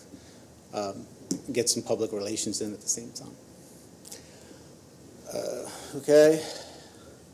So these are some of the things that can go on these trash cans. They can actually emboss. That's Burlington County Recycling Guide. It's actually embossed on the lid of the trash can. Everything that they take and don't take. Initially, this sounded good until we found out all the problems with recycling. One of the biggest problems with recycling right now is that it's a commodity, and China is the biggest purchaser of that commodity, and they've recently, because of the tariff situation, implemented some stringent enforcement as to what they will and won't take. Bottles seem to be at the forefront of the problem. There could be a time where bottles are out of the recycling program. Some municipalities, I think Maryland, one I know in Pennsylvania, have already eliminated it. So they just, you either throw the bottles in the trash can, which adds to the weight of the trash, Right. which means we have to pay more money for trash, and we get less for recycling. It's just an unfortunate thing, but that's the one that I think right now is has the most focus on it. So we decided to eliminate that, not do it, because then what are we going to do if they change? We'll put something, we'll put something more generic, like recycling only, on there, so people know that this is for recycling. And I think through our public relations, the website and everything else, that's how we'll handle the informational part of it. So the cost is not to exceed, for 2019, $260,000. That's based on 3,016 homes with 2 carts per home. We talked about rental properties. Rental properties it'll be based on the same way we base their trash. They're a rental property, so they pay or they get 1 can free, 1 recycling can free, and any other units that they have, they are going to have to purchase them. So if you have 4 units, you'll get 1 free recycling and trash can. The other 3 you are going to have to purchase. That's going to take an ordinance change. But that's what we're going to have to do. Honestly, go ahead. Each resident gets 1 can, 1 recycle and 1 trash can. Yes. So each parcel gets 1. Right. Now, each parcel that we have numerous now homeowners association developments. They will not be included in any of this, but they already do it. They do their trash cans are all these type of trash cans. They have 1 person doing it. So yes, they will not be part of that program, but the rental properties that are residentials that were turned into rental properties, yeah, they'll have to. If they have 4 units, they'll have to come up with the money to pay for 3. Right. And we'll do that through an ordinance and discuss that as this comes. And then we have the other issue with, it's not an issue, it's actually like myself, we already have them. So there'll be people that we don't need them because we already have them. So they'll be taken off of that list. I said I had I'm one. sure you'll find use for what you use it, but there will be people that just won't want one. Yeah, right. So the ones that people have, if they don't have recycling markers on them, we'll provide stickers so they can put them on their trash cans so they can identify them as recycling. And back to the divot factor. So divot factor was $135 a year in savings based on the fact that we would go to this automated system. So we have an ROI, return on our investment, of approximately 23 months. So in 23 months, because we got onto divot, we will be paid, these trash cans will be paid for. Over a 10-year span, you're talking about a savings of about $1.1 million because of that. Ray, what happens to the existing cans? Different companies have different programs. Some of the companies that we talked to, I don't know if Schaefer was one of them, but some of the companies that we did talk to, they had a way to reclaim some of this. That gets into a whole nother topic because resins and the costs of fuel, all of that is encompassed into this. The type of material these things are, Some of them might be amicable for companies to take, and some of them might not be. So it just depends. It just depends on what we have. But we will find out. There's going to be a period of time where we're going to have to discuss with either a company, some type of company, as to who will take them, who will take what we have. But a lot of people will take them and use them. We're going to give options. So a lot of people could take them and use them for yard waste. So the smaller containers they can put out for yard waste, where instead of buying a plastic or paper bag and using it, they'll be able to use those. We can institute a program where we can put markings on them, put a sticker on them, and we know it's for yard waste. Yeah. That's going to take, we haven't gotten that far yet with it, but yeah, we understand that there's going to be a level of. If somebody continues to use their current trash can, so it's out, they've been issued a new one, and they have trash in that, will it be a warning or? Yeah, it will be a it'll be a slow process for compliance, I'll put it that way. It's nothing that we're talking about a 6-month period. It's just, 6 months would be, I would hope that it would be all implemented and taken care of in 6 months. Past experience on anything that we've done here that changes, not so much. We're probably looking at a year. So, and just to keep in mind that we understand that the divot savings and the return on investment, but we are also doing this for the health and safety of our Yes, we public are. service employees. Yes. So the underlying goal here is to automate as much as we can so that we can protect our employees. Yes. So one other issue. Thanks for telling me I failed to say that. But, with my foreman sitting in the back. But one of the things that we do need to make a decision on is with fuel prices going up, these things are recycle and resin-based, they're a fuel product. That's going to affect the pricing. The longer we wait to implement this program, the longer I can say to whatever company we choose, yes, we're going to go with it, and we can issue a PO, which will not be encumbered until 2019. The better our negotiating stance is for the pricing. If we say we're not doing anything until 2019, then we pay at 2019. If gas prices go to $4.75 a gallon, you know that's going to have an effect on how these things are made. It's going to affect the delivery charge, which most of them are made in South Carolina. The delivery charges on these are pretty hefty. I have another question. Where are we storing them? In the yard, it's 7th Avenue. So that should be short term. So it will be storage there. It's good. I believe it's 5 tractor trailers. It's a lot. 6,000? Yeah. On the 65s, roughly, yes. So roughly 5 tractor trailers, 53 foot. And they'll all come at one time. They will all be not here the in same day. increments. And they will Okay. all drop them off and go. Let me know when, so I'm not home. That will be a very smooth flowing process. They will not be there for a long How time. many of the 50 million trash cans, recycled cans we bought before, how many do we have left? Well, when I took over, there were 3,600. Left. And we instituted those programs to replace the ones that were broken. I think we are probably down to, what do you think, 2,000? Yeah, so we probably. What are we gonna do with them? We have certain ordinance changes that we have to look at. Like, the recycling program's gotten so tough now that we have to have something in our ordinance that talks about things like when we have a soapbox derby, any kind of social function, we have to have a recycling program for that function. We're going to use them. So instead of worrying about paper bags and worrying about that kind of stuff, we're going to use those. So they're clearly marked. Everybody knows they belong to us, and everybody knows they're blue, so they're recycling. So we're going to implement a program to start using those until they go away. We're going to try to be innovative in our reuse techniques for what we have left. I said we can create rain barrels out of them. They don't have lids. You like that, Matt? That's recycling. I know. But yes, we did. Active reuse. It was probably something that was difficult to, it's difficult to justify having that many of those extra ones. And they were bought on a grant. But they're just not, they're no longer usable for us. They cause more of a problem for us than they're worth.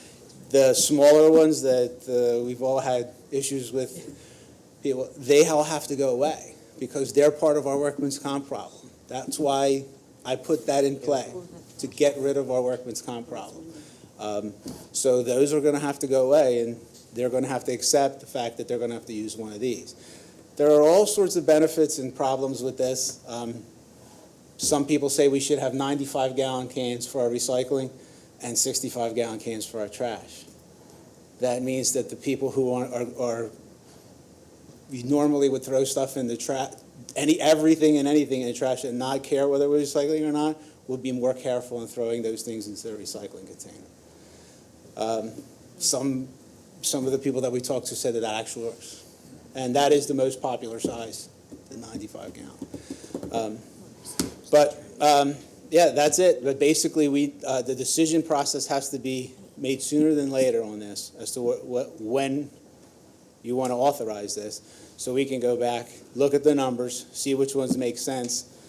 You can look at these. They have names on them. There's the Millennial out here that you can go and take a look at, and there's different type of handles, and there's everything. I think we've pretty much went through the entire gamut on what the trash can world is purchasing right now, and they're all out here. So if you want to have some input in that, we certainly would like to hear it. But I think the basis for today would be to make a decision going forward.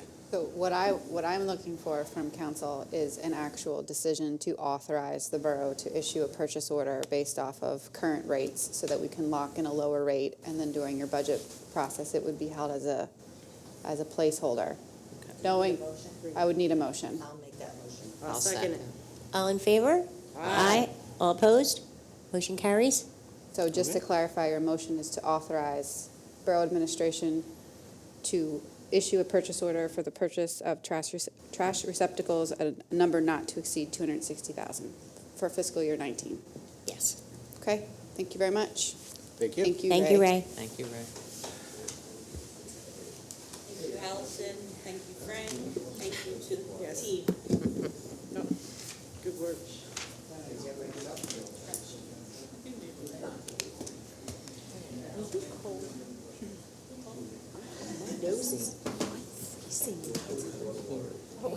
It's hot here. Okay. I'm gonna steal Karen's sweater. Do you want to, can we get through one more? Yeah. Okay. The next item on the agenda under presentations is the EAC presentation with Matthew Bridenstine, the chair. Good Good evening. Council, mayor, manager, solicitor. The EAC is coming with you with two requests. When I was first asked to be chair of the EAC, my number one focus was building up the EAC with talented, educated individuals within the borough that are much more educated than I was to move the EAC forward. As you can see later tonight, you're going to be voting on our 7th member of our council. This was something that I asked for to expand our council from 5 to 7, and we have so much momentum within the EAC that we're going to actually have a waiting list. And not only that, but we have a Friends of the EAC program where we're taking members of the public to join us in implementing our initiatives. We've already created like a smaller advocacy committee. That was goal number 2. Now I believe we're on goal number 3 or stage 3, which is we have built the capacity that we need to move these programs forward. There's no way that we would have been able to do anything with 5 members.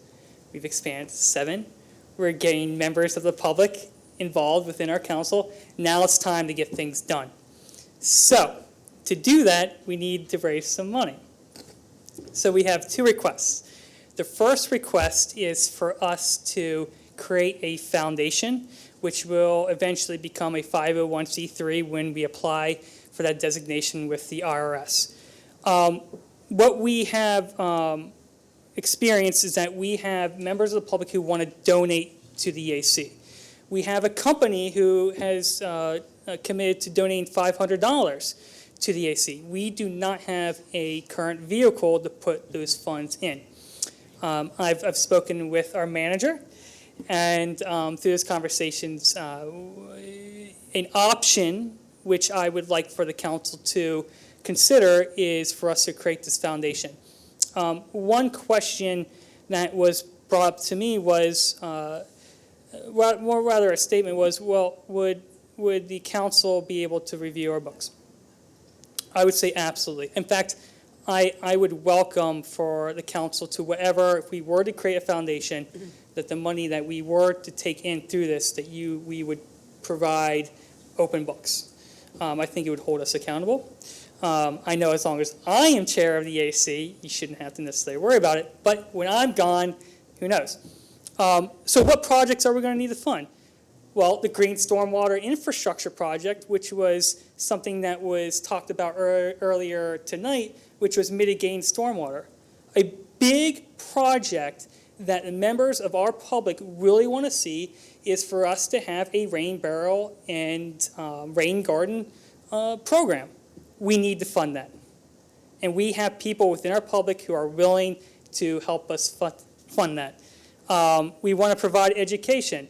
Again, with recycling, we want to work with Public Works in providing education to the public for us to teach them on what to recycle, because that's an issue. I keep seeing people put plastic bags in the recycling bins.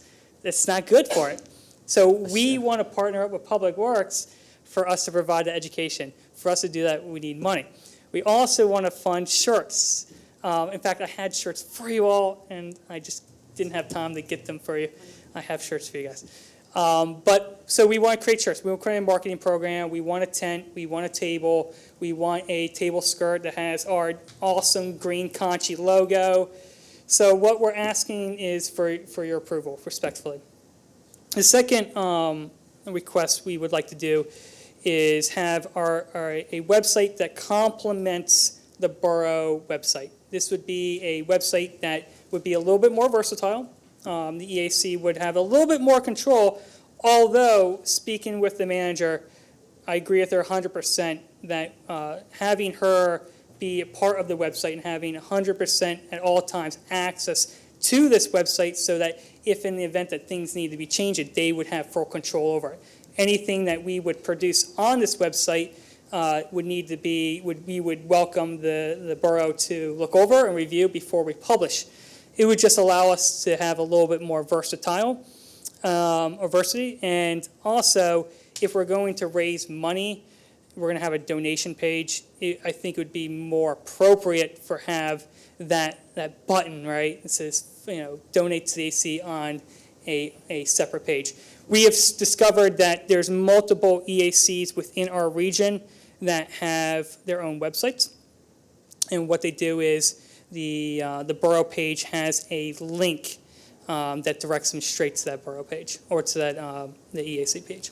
So those are the two requests. I know I sent you a letter that goes into it as well. So I would answer any questions that you may have. So if a person, the public wants to join your committee, how do they do that? So are you talking about the foundation or the Friends of the EAC? Friends of the EAC. It's free to everybody. All you have to do is fill out an application, put your name down. In fact, you don't necessarily have to be within the borough to be a friend of the EAC. It's just an avenue for us to get people involved, and people are responding. So is it approved by your board? No, not really.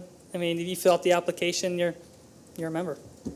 So if this is involved with the borough, and we're going to be a part of it, then it has to be a nonpartisan group. It can't be politically driven. That's absolutely correct. And we made that a point, whether it's in our social media. We have pretty strict guidelines on what we post on our social media to ensure that it's non-political. Because let's be honest, it's in this times, it's environment subjects can be pretty political, absolutely. So yes, we share that concern, Thank you. absolutely. Yep. So I have a question, I guess, for Mike. When they would want to form the nonprofit arm that they could collect donations, that would be similar to what we did with So it would. And Friends of keep in Conshohocken mind Parks. that we did what we did with Friends of Conshohocken because it involved our parks, so it involved our property, so it was a Right. little more complicated. Okay, This entity could be established separate and apart from Borough. It could have nothing to do with you. It could be, if you have individuals that are motivated to donate, you could start a foundation that's not a Borough foundation, okay. that's a where I'm private unclear, foundation. like, where does that line fall? Which for this, I think, would make a lot more sense, because you're Okay. going to be utilizing the monies for projects that are not necessarily on Borough property. Property, okay. And if the EAC wants to have a relationship with that private foundation, that's fine, and we accept and welcome private donations of that type all the time. Okay. So I would actually envision it different from Friends of Conshohocken, because Friends of Conshohocken is overseen almost, in a way, separated but overseen by you all, by Borough By Council. council, okay. To make this cleaner, it should Separate. actually be separate from Borough Council. Okay, that's what I So needed you wouldn't clarification on. actually need their approval. It wouldn't be a Borough-sponsored foundation. It would be a separate foundation that you could work with as a private entity. I understand, but respectfully to the council, I would much rather do something that is almost a part of the AC. I would want to do it with your support. I wouldn't want to just go and create something.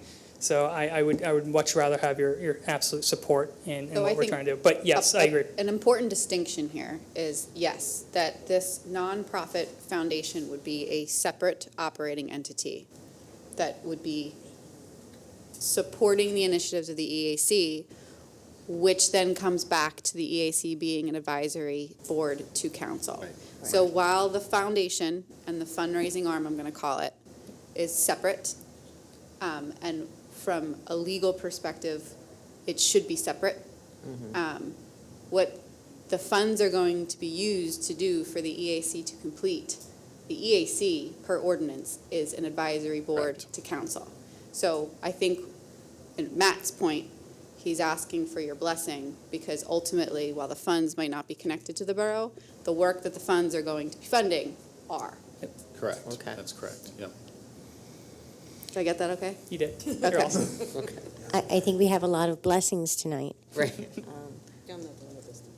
And then the only other comment I'll make, since you asked me a question with respect to that, on the website, my recommendation typically is not to establish separate websites for borough committees, and that's only because, for me, as your lawyer, I'm much more comfortable with administration. So I'd rather have the requests coming into administration to edit a website rather than just having staff have administrative privileges. Right. So we can work through whether or not we can amend I'm or gonna- change our website to allow for I'm going certain to add things, to but- that, because council already did set a precedence Yep. that all of our boards and committees do go through the borough website Correct. for our protection, their protection.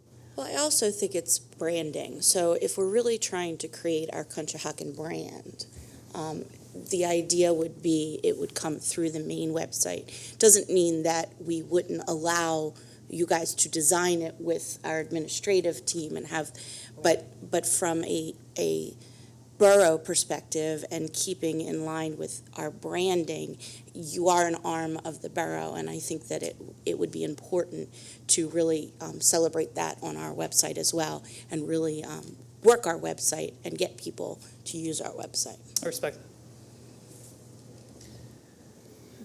Anyone else have any questions, comments? Okay, so I am understanding that we are giving Matt a blessing for the fundraising and starting that, and we are suggesting and actually saying that we would prefer that the website go through the borough website. Okay, Is and that correct? That was my understanding. That's my Colleen, understanding yes. of what's being said, yes. okay, yeah, and I look forward to working with you and Brittany. Awesome. So, I'm so excited that you've got all this momentum. No, what oh, you've done- we're what you've excited done is too. fine. We're just, we're focused. We're on a mission. We know what we want to get accomplished, and I think this is just the next step for us to get things done. So Great. you've always supported us, and thank you for supporting us tonight. We really appreciate it.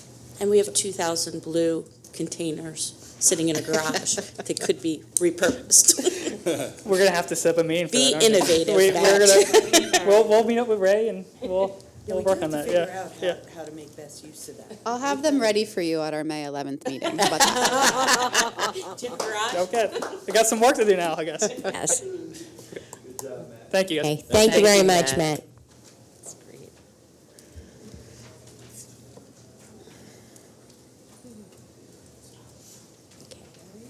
Moving on to council business, unless we have something else. No, cancel business. Okay. Consider appointing council member to serve as the voting delegate and the alternative delegate for the 2018 PSA AB Annual Conference. Would anyone? So I'll make a motion to appoint Councilwoman Anita Barton as the voting delegate to the PSAB 2018 Annual Conference. I'll second that. All in favor? Aye. All opposed? Thank you. Motion carries. We also, Just to confirm, are we appointing an alternate, or are we good with just the voting delegate? We've never had to use one. I just want to make sure we're clear. So is anyone else planning to go to that meeting? Yeah. I am not available at that time. Okay, how about I put it out there that, Mrs. Barton, if you fall ill or I'll go anything, anyway. I would potentially be able to do that for her. so I will make that motion then to appoint As a delegate. Tina as the alternate delegate for the PSAB Annual Conference. I'll second that. All in favor? Aye. All opposed? Motion carries. And I think it's important that our borough voice is accounted for, so that's why I Yes. The will back you up. next item on the agenda. Are we done over there? Okay. Next item. Are we done? Yeah. Okay. Yes. Next item on the agenda is consider appointing the applicant for the Environmental Advisory Council vacancy. Do we need discussion on this, or? I'd like to make a motion Okay. to nominate Eliza. Lanuti. Is she here tonight? Yeah. Yes. Yes. Okay. I'll second that motion. All in favor? Aye. All opposed? Motion carries. Congratulations, Eliza. Congrats. I also would like to make a note that council truly appreciates the other applicants that applied, and do hope that in anything in the future with any of our committees or boards that they would come out and show interest in that again. And be friends of the EAC. Yes. They are always welcome to come to a meeting. The only thing they can't do is vote. Perfect. Moving on to manager matters. There are, on the agenda, are escrow release recommendations. In the recent past, these escrow releases have been removed from your agenda and removed from council consideration. Mr. Manfredi made the decision to not present them to council. We are in the process of evaluating our land development process. Along with that goes the escrow review. So we've taken great strides to clean some of these items up, to evaluate our processes and make them more efficient. And at this time, there are specific escrow releases that I'm recommending that have been vetted through the borough engineer and the solicitor, along with admin staff.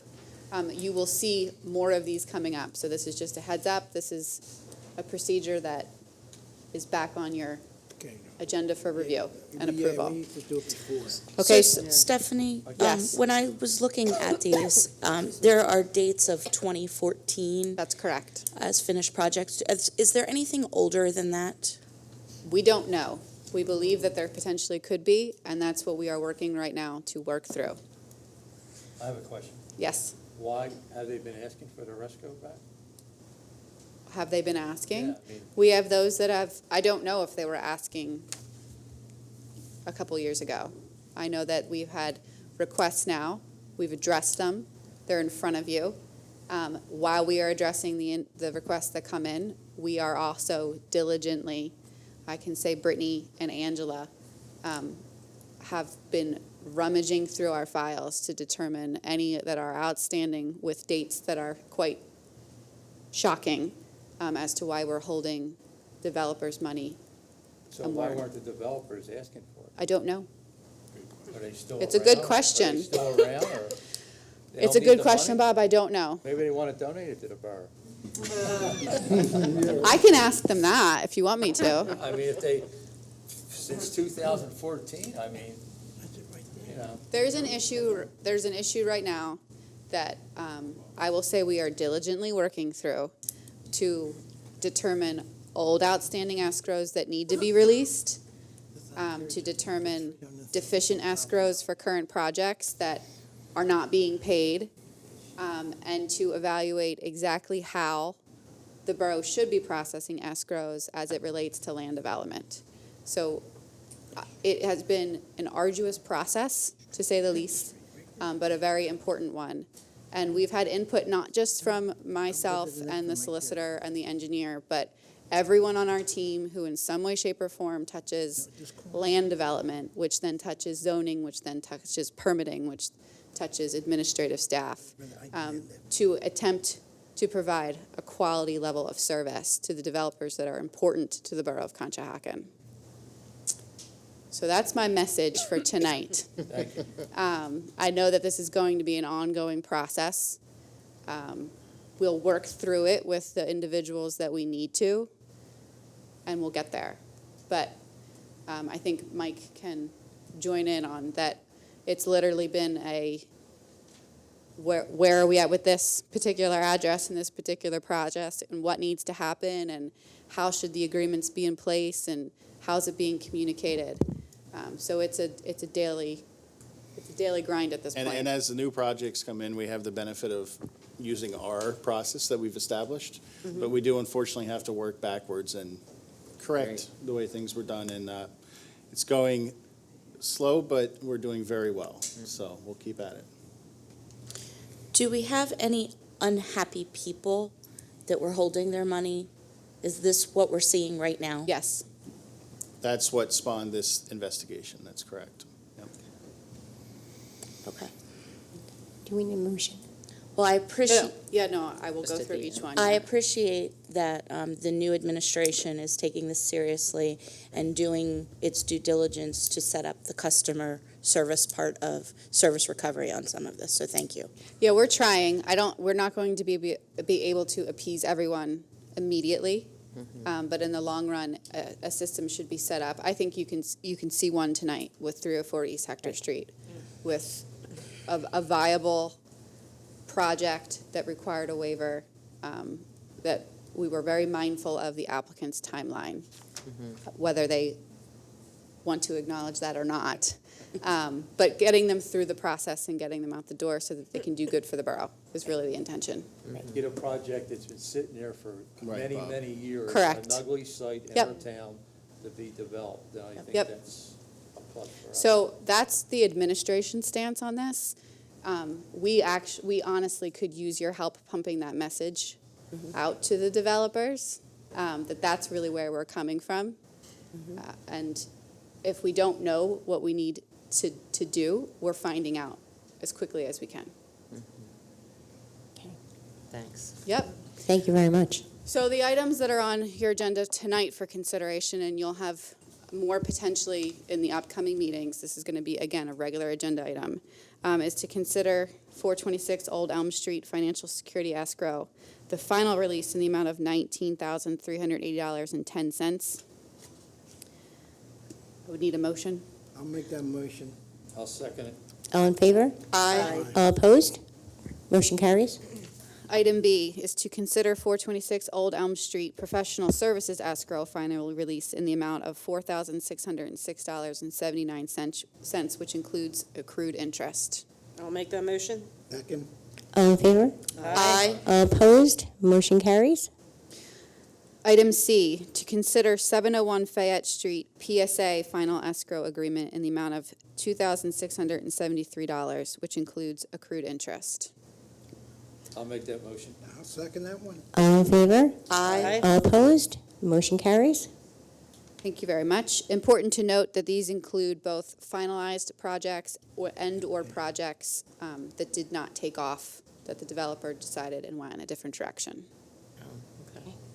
Okay, thank you very much. Any questions on where we're at with that process or how we're moving forward with it? No, It will just become another part of what you do. okay. Okay. Okay. Letter D is to consider approving a fee waiver request for Soul Yoga Studio. So this is an annual event that we have approved. This is the third year that you've approved the fee waiver.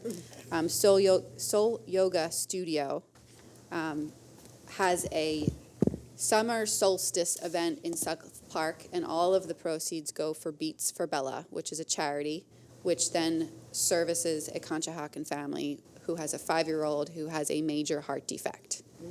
So the request has come in again for this annual event. You did approve it last year, which is why we didn't ask the applicant to be here tonight. Borough administration supports it, but it requires council approval for I the would fee make waiver. I would make that motion. Okay, thank I'll you. second. I'm going to recuse. All in favor, say aye for personal Aye. reasons. Aye. All opposed? Motion carries. Brittany, if we can just note for the minutes, we had a recusal. Last item under manager matters is to consider approving the proposed construction to the facade of Leland Mansion by Howe Properties. Mr. Sokolowski, if you could come up. To preface this agenda item, I want to make it very clear that Leland Mansion was sold, as everybody knows, in With the 2017. face just staying like it And is. part of that agreement of sale was that there was a deed restriction and a facade easement that would protect the facade of the building, the look. That was your main concern as we went into settlement. That was approved, it was agreed upon, and we sold the building. So we are now working directly with Howe Properties because they are undergoing construction. They've been extremely easy to work with, and they have been a great partner in terms of buying the building and moving it forward. So tonight, what's in front of you, because of the facade easement, is 2 potential options for the installation of fire sprinklers. So it's important to note that there is a distinction here. We are not presenting tonight asking permission for the installation of the sprinklers themselves. So Howe Properties is not asking permission for the sprinklers. Ray Sokolowski will go through the code portion of this as to why that's not an option. What we're asking and presenting to council, not us, but what Howe Properties is asking from council is for you to pick which option you feel best fits within what you were trying to protect. So you have 2 options. The first scenario is that they would install multiple dry sidewall heads that would be protruding through the exterior stone wall. The second option is an antifreeze loop where there would be pipes and sprinkler heads under the porch roof and the portico. And this option would only require 1 penetration of the building wall. So before I turn it over to Ray to explain the technicalities of this, I just want you to keep in mind that it's not an option to say, sorry, you can't install sprinklers. What we're asking for you tonight, based off what's in the settlement agreement, is which option do you want? Ray? So, as part of this deed restriction, one thing I think that we didn't have in place is a process as to what would happen if we run into a scenario where there can be an issue with the facade. So this is part of developing a process. How properties may need a sprinkler in that facility, they may not. That's a building code decision. We would never come to you for approval on a building code decision. We're coming to you on an approval because this council sold Leland Mansion and put a deed restriction on it. And we need to have some type of process in place that says, okay, they want to put a window here, and it could change the appearance of the facade. is that a process that's going to require all 7 council people to make a decision on for us to go forward? This is not a building code decision at all. It's outside of the realm of the building code. That's why we even had any inkling to present it to council. The process isn't great that we have installed now, but it actually worked. Because what could have happened is they went and did this work. Our building inspector wouldn't have known about the deed restriction, and then we would have had to backpedal.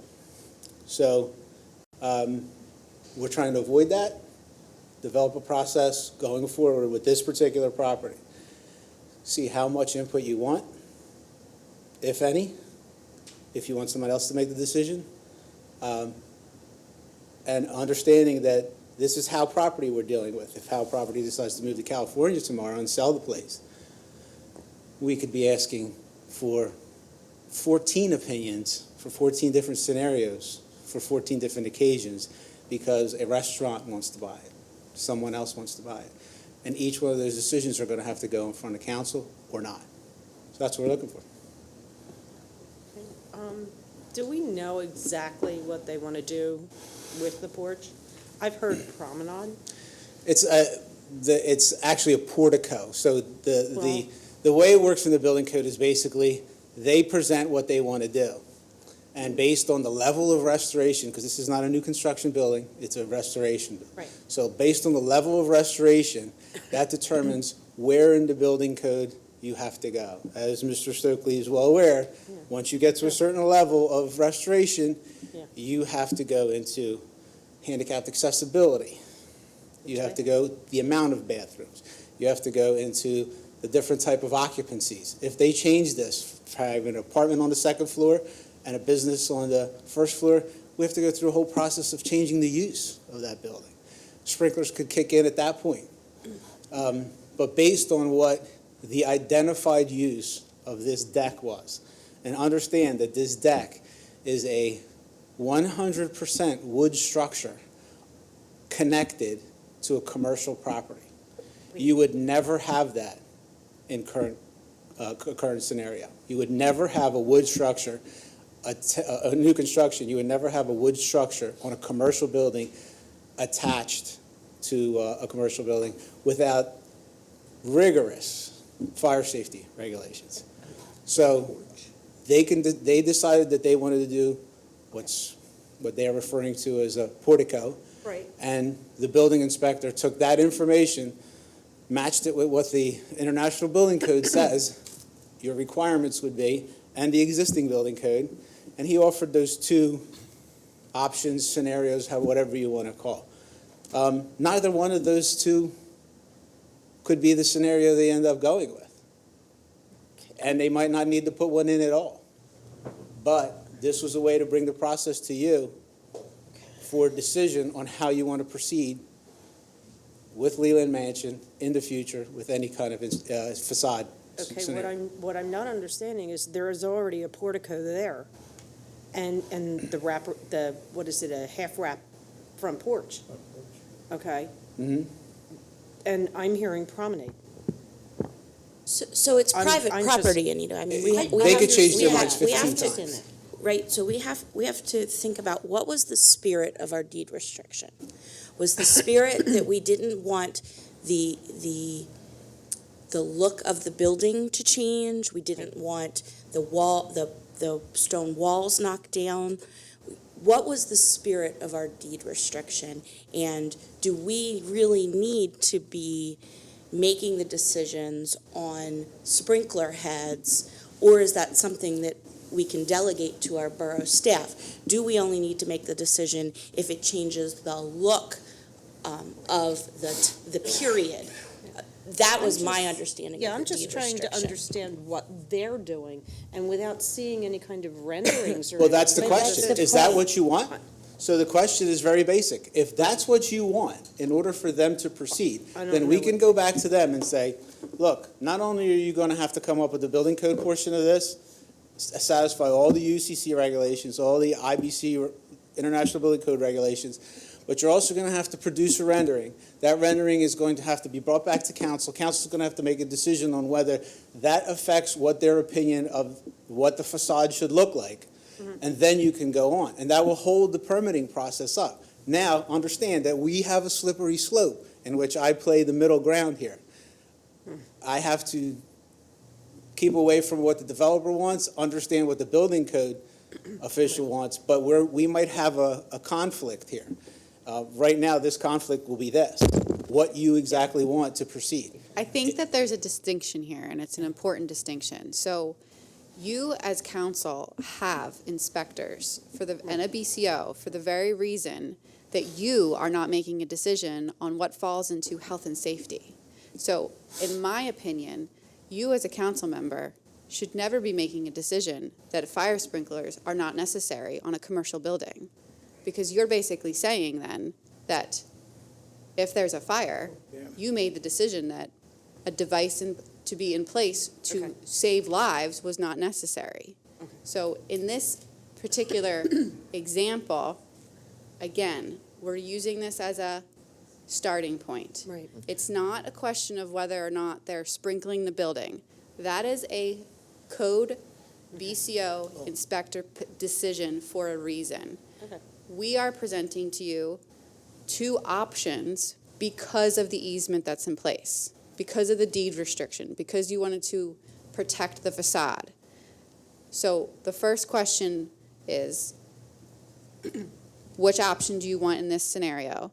And the second question is, moving forward, what specific items do you need to see more information in order for us to move forward when How Properties is coming in? I mean, we have to be mindful of the fact that we're working with a developer who's invested in this property. Yeah. And you want things to move forward.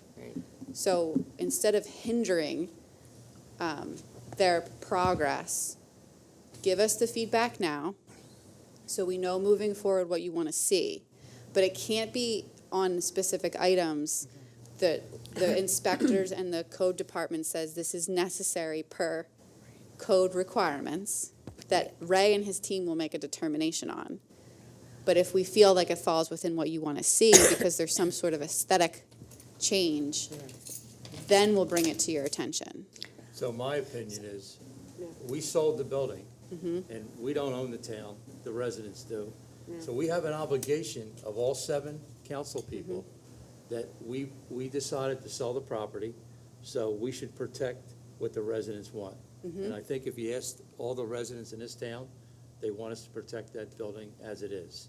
Okay. Correct. So if you're gonna put a sprinkler system in, a loop, which is not gonna make a difference, you're not even gonna Yep. see it up in the porch. Correct. Okay. So, I mean, we do have to abide by the codes, Yep. the state codes of fire and safety. Yep. So if they put a loop in, which would be, instead of going through the stone, Yes. would be the sensible That's exactly what we're looking procedure. for. So they're not really taking away Correct. anything Yep. from the building. I agree Bob, with that's you. exactly It's what all we're looking safety. for. Right, It's a safety thing, in my opinion. Right. I'm going to say moving forward that council needs to trust our administration and our workers as they do their jobs. This comes down to questioning what they're doing. And I think that we have to be more mindful that that is why they are here. And they are here to make those decisions and guide us. And we should not be stepping over those bounds. It is their job, and we pay them to do that, and they do their jobs quite well. And until it isn't that way, I think that that's the direction that council should be mindful of in these things. To make it perfectly clear, I could have a discussion with someone from council about sprinklers and why we did it. I would not take your recommendation. I would not base my decision on any recommendation that any one of the council people made. Wouldn't happen. And I think that's important because you wouldn't want us to.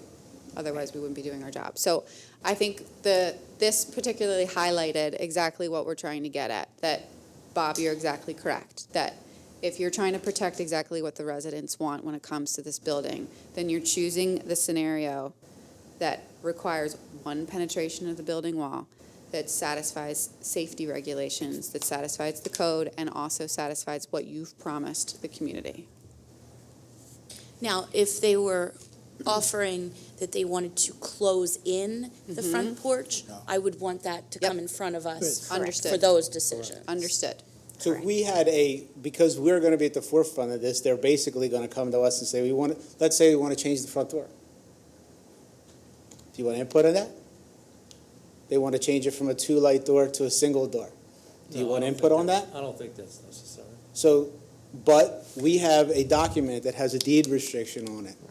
So to do our due diligence, we have to answer those questions before we issue we should do it before we issue a permit, but definitely before I sign a certificate of occupancy. Right. So, yeah, it's a question of, I know I've been, in the past I had to deal with the deed restrictions, I've written deed restrictions on property. So I know what people want. But as soon as the property transfers to another person, so does the idea of what that deed restriction was in its origination. It's completely different.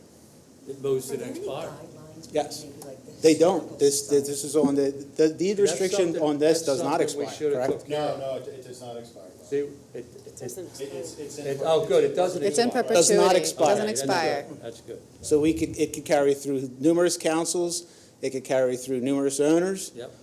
And if we don't set a process of how the original council who put this into play, Right. how they came to the decision, then we're gonna be Right. dealing with this all You did along. what you needed to do to protect the building per the Right. residents' request. That's done. What we're asking from an administrative perspective is, we have to operate. So what are the thresholds that you would like us to bring things to your attention? And what are we authorized to just operate? Well, I have a question on that because it's hard for us to maybe determine what some of those things might be. We don't know what to anticipate. Right. Are there any parameters of something like the Historical Society or some other organization that says for this? No, why is that funny? I don't know No, if I'm it's in the law. No, pushing it's you not, off. Oh. no, it's not on the. So there isn't a way to historical, say. right. It because is your not, but I can example- tell you that there are scenarios here. When we had a commission that handled these kind of things, it was Fayette Street and one block off. So anything built on Fayette Street or one block off, they had input as to what you were and weren't allowed to do. So if you wanted to put a window on your bar at Second and Fayette, they could tell you what that window needs to look like. That was through a commission. Okay. Does that slow the process down? Yes. Absolutely, We're not. absolutely. You know what, I had a conversation before this meeting that we don't want to slow the process down. No. Not. So you're going to have to trust us that when something comes in that needs authorization or approval, I think we understand the general guide. Like, we understood it enough to say we want to bring this in front of you. Like, Right. yes, we have to do this, we're not asking you about the sprinkler system, but we're asking you what option you want. So, I like the loop. yeah, the loop, but I mean, we don't want them to, we want this, they can put Yep. new windows in, replacement windows, whatever they want, but we don't want them cutting big holes in. Understand. Yeah, but Yeah. we are, the bottom Big line bay is that we're window, yeah. trusting. Big bay windows in. Right, but And So I think- if we had that scenario, the building plans come in, they say, we're gonna take that out, and now it's a 4-foot wide opening, we're gonna turn it into a 6-foot wide opening. Administratively, we can look at that and say, hold on a second. This is something we're uncomfortable making a decision with. We're gonna take this to council, because now you're changing a 6-foot facade. window or 4-foot window Right. into a That 6-foot is the window. facade. And that could affect what the spirit of this deed Correct. restriction was. Right, And I would say your example of the door, taking the side panes, that I would say we would want to see that, because that would change potentially the look. Yeah, if you think of about that. it, that is agreed. It changes the a front feature historical of that building. significance of It it, could, yes. I agree. But lead windows to the new double pane, that I don't need. So I think what we could do, not that I am proposing a historic architectural review board here in any means, because they are a nightmare. But there are, in terms of determining whether or not an application even needs to come before a historic architectural review board, there are a list of exempted activities, and everything that all of you just said are included within this. So if you're going to replace a window, that doesn't come here necessarily. If you're going to change the location of a window, literally make a new hole, then that does come here. So we can come up with maybe a list of the types of things that I and staff would expect you to want to see, so you can take a look at it and let us know if there's anything else, just so we can Okay, And you can administer it easily. right. And- That sounds good. That's perfect. And I think in general, we need to trust Yes. who we hire We to do. do this. Yeah, right. They'll know. I mean, they can. You could feel out. Yes. We know whether or not it's something that you need to see. Right. Yeah. Right. Okay, so takeaways from the conversation are, we will put together a list of potential items for you to look at that would at least give some guidelines in terms of administrative operating. You can add, delete, go from there. In this specific scenario, we'll go back and we'll communicate to How Properties that we're going with the second option, because that's what we think is in the best interest of the building. So Okay. is there any Understanding that the loop, there's monetary factors in that. Yep. And there's discussions that could ultimately change that decision. But it may need fire protection, and if they have to come up with a way to make it work. has to be a dry system? More than likely, yes. And I think our goal in this whole process is to actually be a team with Hal Properties.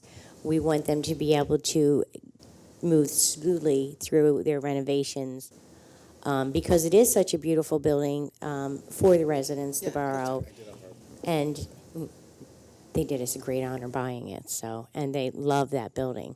What are they turn, Life in it again. do you know what Yes. they turn the building into? Offices or what? We don't really delve into that. If they're changing the use, if they're changing it from a business to a restaurant, then yes, we are, because that changes how what they'll be able to do in the building. But if they're not changing the use, if they're having some type of business in there, then that's out of our realm as to ask what they're doing. So we have a, Can we have a comment? Go ahead. No, I'm Susan Callanan with Howe Properties. Great. Just thought I would say hello. We found out this item was on the agenda, so I wanted to make sure. These are going to be our offices. No Wonderful. exterior renovations to the facade. Wonderful. We're taking care of the building. Oh, we knew you would. What was that? We're gonna hold you to that. Absolutely. And we do want you to have sprinklers. And be safe. We want them to. Yes. Great. Basically, they're making a safety factor, because your porch is all wood. Right. If it starts firing, the whole porch will go up and people can't get out. That's what they're trying to prevent. Like they thought everything. Right, great. Well, thank you. Thank you so much. It was nice meeting you. Thanks. Okay, Okay. Thanks. let's move on with this. Thank you, Big Ray. So Steph, what exactly do we need a motion? Do we need any motion for this? No. No, I don't need a motion. This was more of Ray, just give me the a okay. process, conversation, and direction that we can forward on. And Great. they'll probably figure it out right now, so. Perfect. Okay.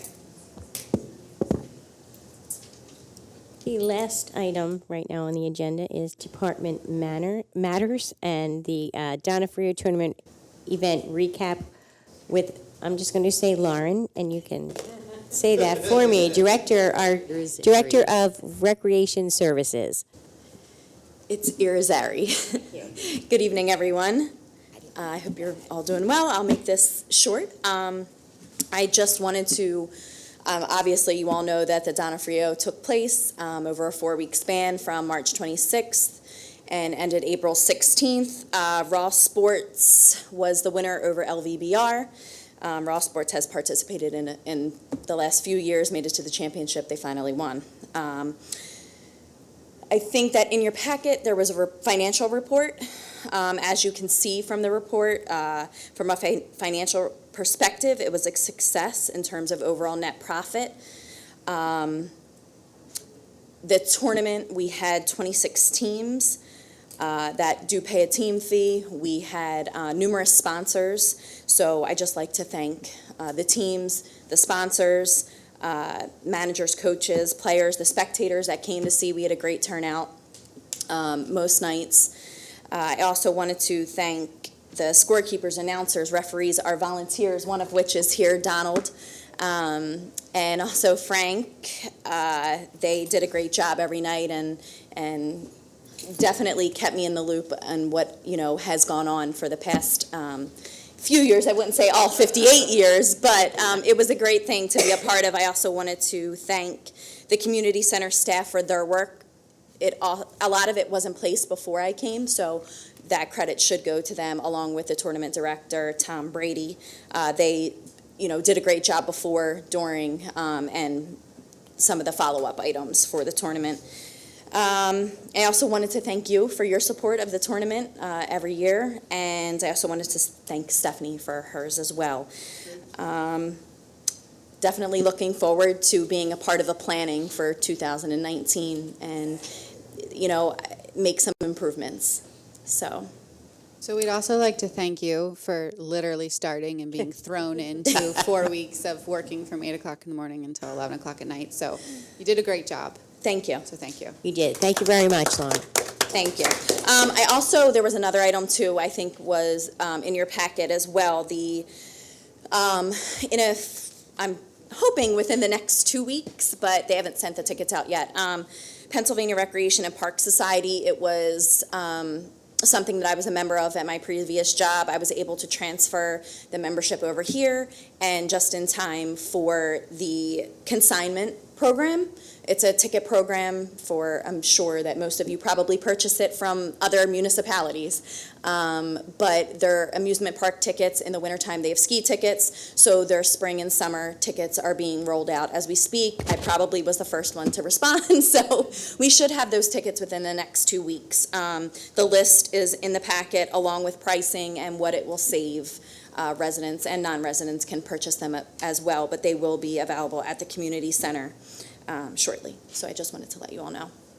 So this is an emphasis by the Department of Recreation to offer discount opportunities for entertainment to our residents that the borough is offering, where if you were going to purchase direct from any of these entities, you get a significant discount for purchasing through the borough. So an additional service that's offered through the community center. And the most important thing is that it does not cost us anything, obviously, with, being a consignment, so. That's great. Any questions? No. Lauren. Thank you, Lauren.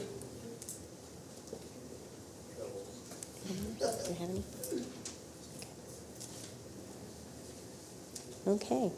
Down to Mr. Mayor. Do you have any? Yeah. So we have finally our neighborhood streets cleanup is this weekend, barring another snowstorm. So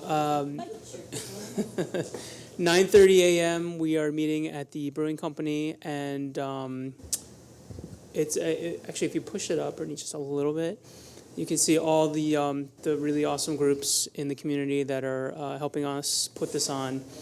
9 a.m. Yoga Home is having a nature walk to the cleanup to the brewery, and then at 9:30 we're all getting started, and then the VFW is providing lunch for all volunteers at the VFW. So we are really excited about it, and thank you to Ray and Steph for helping to make this happen.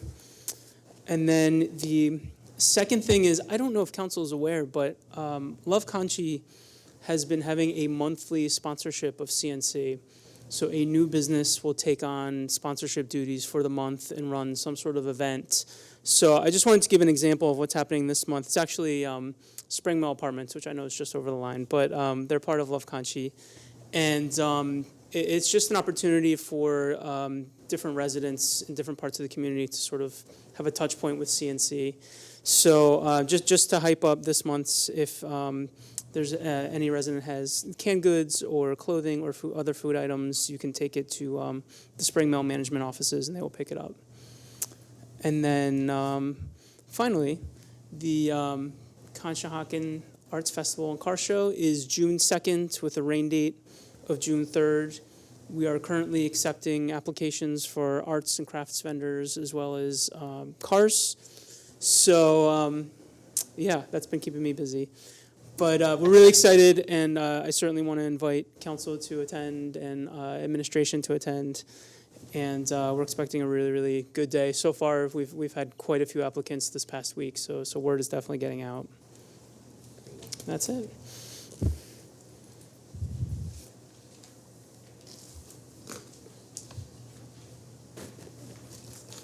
Mr. Stokely? Yeah, I just have one thing that, it's been a long meeting, and I'll make it short. The county, talking about the Borough Hall, our old Borough Hall, we lost our polling place, Ward 6.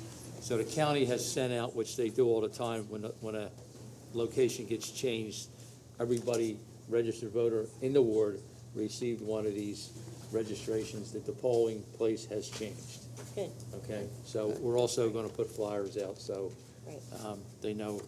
Some people just look at things and they don't read, and Right. so we're gonna make sure that everybody gets to the primary. Yes. Right. Right here. Right here in the lobby, right? Right. First floor lobby. Yes, Right outside. thank you. Anita? For me, I think that we're going to need to kind of have some additional discussions around East Elm Street and the parking. I'm getting a lot of community complaints about parking on that street because of the new business owner that now won't allow parking in his parking lot. So the residents are struggling a little bit with their parking and asking for, providing good ideas, but it is a state road. It's not one of our borough roads, so we're gonna have to kind of work through some of the details of that. But I would like to talk about that and just kind of come up with some ideas that could help mitigate some of those issues. Maybe we can do I that just want to between say one now thing and the about next that meeting. parking down there. I've been down there a lot of years with my clients, 3 owners, and every owner has given the opportunity to the community to park in there. But, I mean, they trash the parking lot, not all of them, but when it snows, there's 40 cars in there, and the detail shop was ridiculous. I mean, he just kept parking cars there, and then the residents all along and listen, they need a place to park. But the owners did give them the opportunity until it got so bad that, I mean, it was just getting really, mattresses, furniture being dropped in the Yeah, I man's mean, one park. of the easy solutions that we even saw on Spring Avenue is if we just have lines painted and Absolutely, that'd be and move perfect. some of the gaps. So there, I think that there are things that we as a borough can help identify Jen- and try to figure it out. Okay. I think we should look at a lot of streets to line. The line. I think Okay. that would. So maybe that's something we can put on one of the, like the next working meeting, and in the meantime, we can get some research done on it. Yeah, Right. that's fine. Okay. We can do that. Thanks. Yep. Yeah. I would agree with the line painting too, because I know residents on 7th Avenue are also having issues. And as you said about the gaps, people don't always know how to park. No. Or they park where the people in front of them left space. So we're not utilizing the space that's there because of inefficiencies with parking. So I would really be in favor of that. I have nothing. Okay. I do not either, thank you. Okay. Do we have any public comment? Please come up, Donald. Donald Marsden, 303 East 6th Avenue, Conshohocken, PA. First, I'd like to thank council for their approval of the Philadelphia Fight to come back to the Borough of Conshohocken for this year's coming season. And as a resident of the borough for a number of years, I am very proud and honored to work this year's Dollar per Year tournament underneath the new director of the young lady back there. It was a pleasure to have a smiling face every night to greet you, let you do your bass like Steph did in the past and other directors. And it's nice to have a listening ear at our community center who cares about our community, who's going to help our kids grow, enjoy, and like it a lot better than in the past. And I'm very proud of this town that I can call home, that you selected a awesome, wonderful young lady. And I thank you so much Thank you, Donald. from the bottom of my heart. Thank you. Thank you, It means a lot. Thank you, Big Don.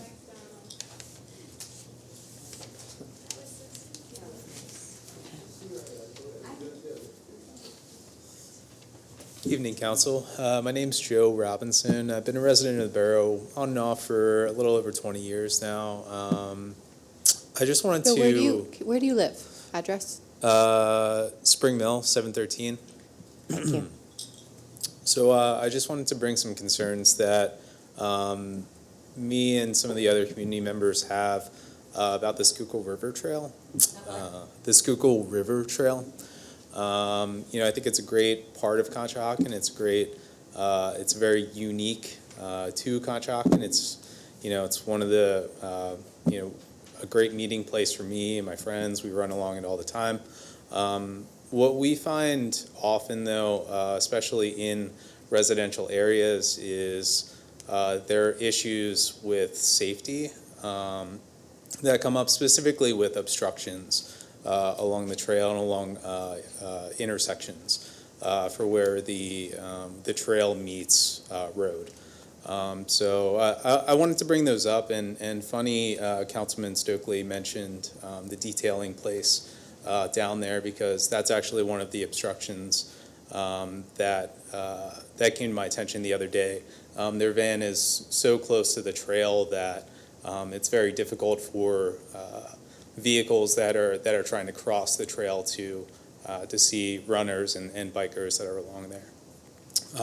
There are a bunch of other obstructions as well in the Conshohocken area, but that is one of the main ones that I've seen and that people have commented on. I think they're addressing that situation down there. Lieutenant, at the detail shop? Yeah, I think I read a comment you had on social media about this. Was that you? I don't think so, no. Somebody commented on social media about that very thing. But the duty to stop on the bike path when it goes through Borough of Conshohocken is for the people using the bike path, whether that be a pedestrian or a bicyclist. The problem we've had there with safety, any accidents we've had, are when that's been violated. Now, usually we live in a world where we yield to pedestrians. Not there. They're supposed to yield. They have the stop sign.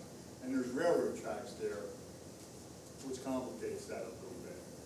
But as far as safety, the issues we've had down there is when a bicyclist doesn't stop and runs into the side of the truck or something like that. They're the accidents we've had. I hear you. Maybe we could talk to that guy and see if he can back that thing out of there. He hasn't really cooperated with us much lately until we just went down there and, with an enforcement tool and started putting it on him. So I don't know how much cooperation we'll get from you guys. Okay, and maybe at some point we can just take a look at the trail for other obstructions and see if there's anything that is something that the borough can help with. Yeah, that would be very much appreciated. Thank you. Are they Thank you. site obstructions, Joe? Is that what you're more referring to, that if you're on the trail, you can't see traffic at a street? Or what other kind of obstruction do you mean? I mean both, I think. I think it's both for people using the trail, obstructions that would obstruct them from seeing a vehicle coming, crossing, as well as people in vehicles. But it's not physical obstacles on the trail? No, not site physical thing. obstacles Okay, on it's the a trail, site thing. more of a Okay. sightline thing. Okay. Do we have the authority to put up like a no parking within 10 feet of the trail sign? I don't know. That would be in, It depends on whether or not it's our street. or it's So private. if it's like the poplars and the cherries, Designate no parking areas. The private property where you park it, Not if it's private property, but with our street, sure. What he's talking about is private property. Oh, well, What he's no, talking there's about private if it's on property. private property, there's nothing we can do. I think it's something we move along slowly. Right, we're gonna have We have to look at it. Right. Right. And see what we can do. The other thing that came up from down on Cherry Street, to the train station, the Schuylkill River Trail, is that's not really lit well in the evenings. So it's dark down there, and is there something we can do to take a look at that? it's funny you should mention. So Steph and I have been talking to the county. They are going to do extensive renovations along the trail in Conshohocken, great. very specifically at the road crossings. We have not been able to get a ton of detail from the county, but it is supposed to happen pretty soon. That's great. Yeah. So we are working collaboratively, and, we want the feedback, so we can figure out if there's anything that we can actually do. So thank you. Great, thank you. Yeah. Yes. Appreciate your consideration. Thank you. So one thing we might want to look at these ordinances, and I don't know if we can do it, but, there's a lot of people complaining to me about one person or one family having 5 cars on the street or 4 cars. I mean, there's a lot of it, believe it or not. Like Dr. Detail, how many vehicles does he actually have on our streets? Right. And, I mean, all around the borough, we have this. Somebody passes away in a family and they have 2 vehicles, and they don't sell the vehicles and they put them on the street. Or somebody leaves town and the vehicle stays there. And they redo the tags and all, but how many cars is one person or a family out of the auto park on? How can you restrict that? I don't know. Especially if nice people with all the cars, we don't have a vehicle. Right. You might know. You gotta teach you can't do nothing, with it on public Public streets. streets, right. You can't do nothing with the vehicles on the But you streets. may be able to address the No, business. they're legal. Right. How he's exactly Right. So Bob, we can direct the businesses, we cannot do it to the residents. That's the difference, because, yeah. There's a parking and a lot of parking problems in this town. Right, There's gonna be parking we keep problems, trying, too, Bob. And the stop sign thing is just ridiculous. We have to do something about that.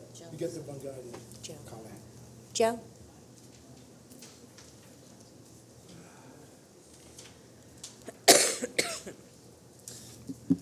Sorry, guys, I'll make this quick.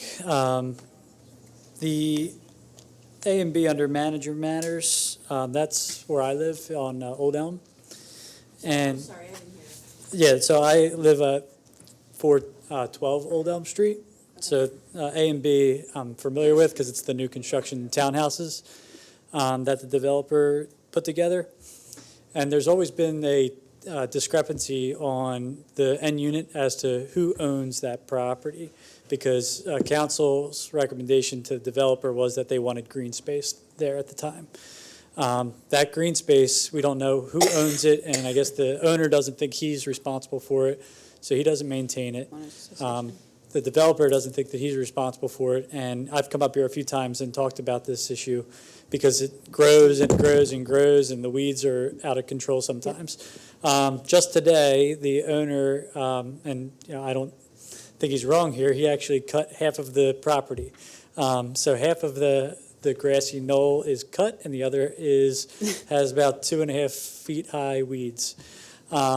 So it's ugly, it's an eyesore. Nobody wants to take care of the property, it seems like. And we talk about parking. Old Elm Street is really a parking desert as well. There's nothing that we could really do about the parking there, except maybe perhaps redevelop that grassy knoll into parking spots, which would really benefit that area. I don't know if that's possible or not. I think technically the borough owns that property right now. We do not. Do we, right? We do not own it. We're only closing out the escrow because we finalized administrative items to clarify the fact that the borough does not own it. Okay. The deed is in the name of the homeowners association. So if there's an issue with maintenance of that, Well, we don't have a homeowners association. that's the, The deed is held in the name of an association. Yeah. So if you're telling me that it's not a homeowners association, then we will have to go back to the Yeah, we developer to we don't figure have out a how exactly he structured the ownership of that property. And that's something that we will do. the bottom line is it's not the borough's property. If the developer or the homeowners association is not maintaining it, then we'll enforce that. Absolutely. Okay, very good. Appreciate that. And then all along the side of that, I don't know, this is an issue that I brought up. If you continue over that little bridge to get back into Conshohocken proper, that bridge is a complete disaster right now. It's got gravel all over it. It's got metal. It's got rubber. It's got plastic, plastic bottles, broken glass. And I walk my son over that bridge every single day, and debris from cars come out when we're walking across it, and it's a nightmare. It's not safe. I think that something should be done about it, and I think something really easy could be done. There's a grassy hill that leads to the trail that leads to around the Grand, and we could just build, hopefully, like a little structure there that we could just walk safely down that hill, and I don't ever need to go over that bridge again to walk my son across. So I think that's a good opportunity to increase safety in the area, maybe some additional parking, and clean that place up because it's a mess. So, right. Yes. Can we clean that bridge up? That's been brought up before. Oh, that's PennDOT? I have a video if it helps, but yeah, I'm sure you guys trust me. So the amount of use of that particular bridge gets by large tractor trailers? Lieutenant Metz and I could attest to the fact we stood out there. I think Karen was out there with us the one day, and it was surprising to all of us. But it is a PennDOT bridge. They have done better since I've worked at Conshohocken. They have done much better in developing the program to take care of issues on these bridges.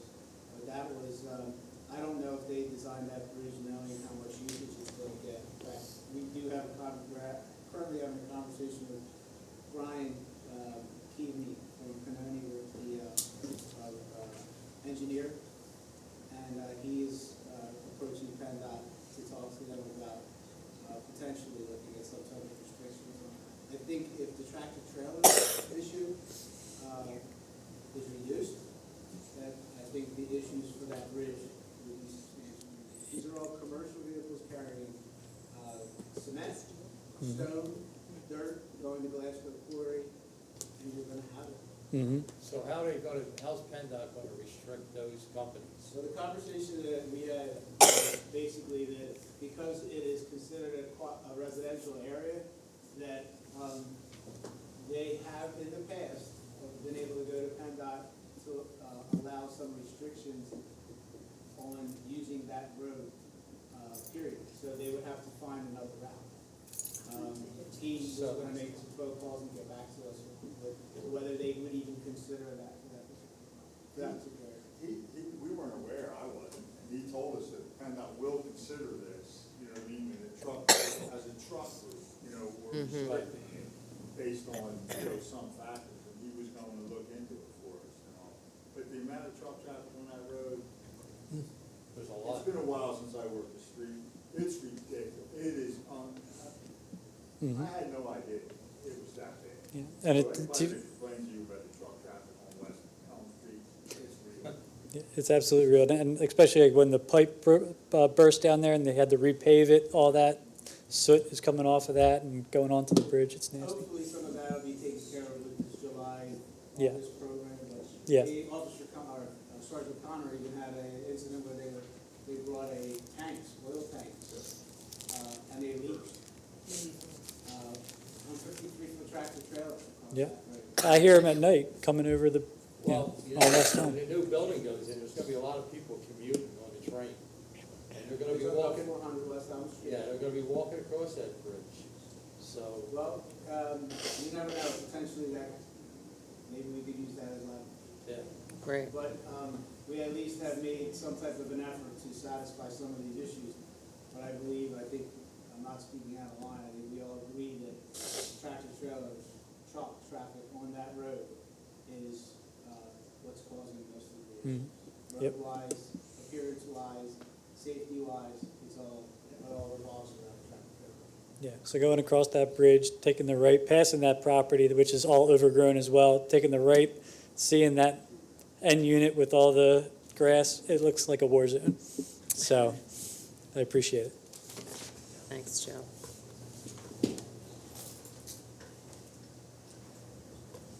Okay. Meeting adjourned.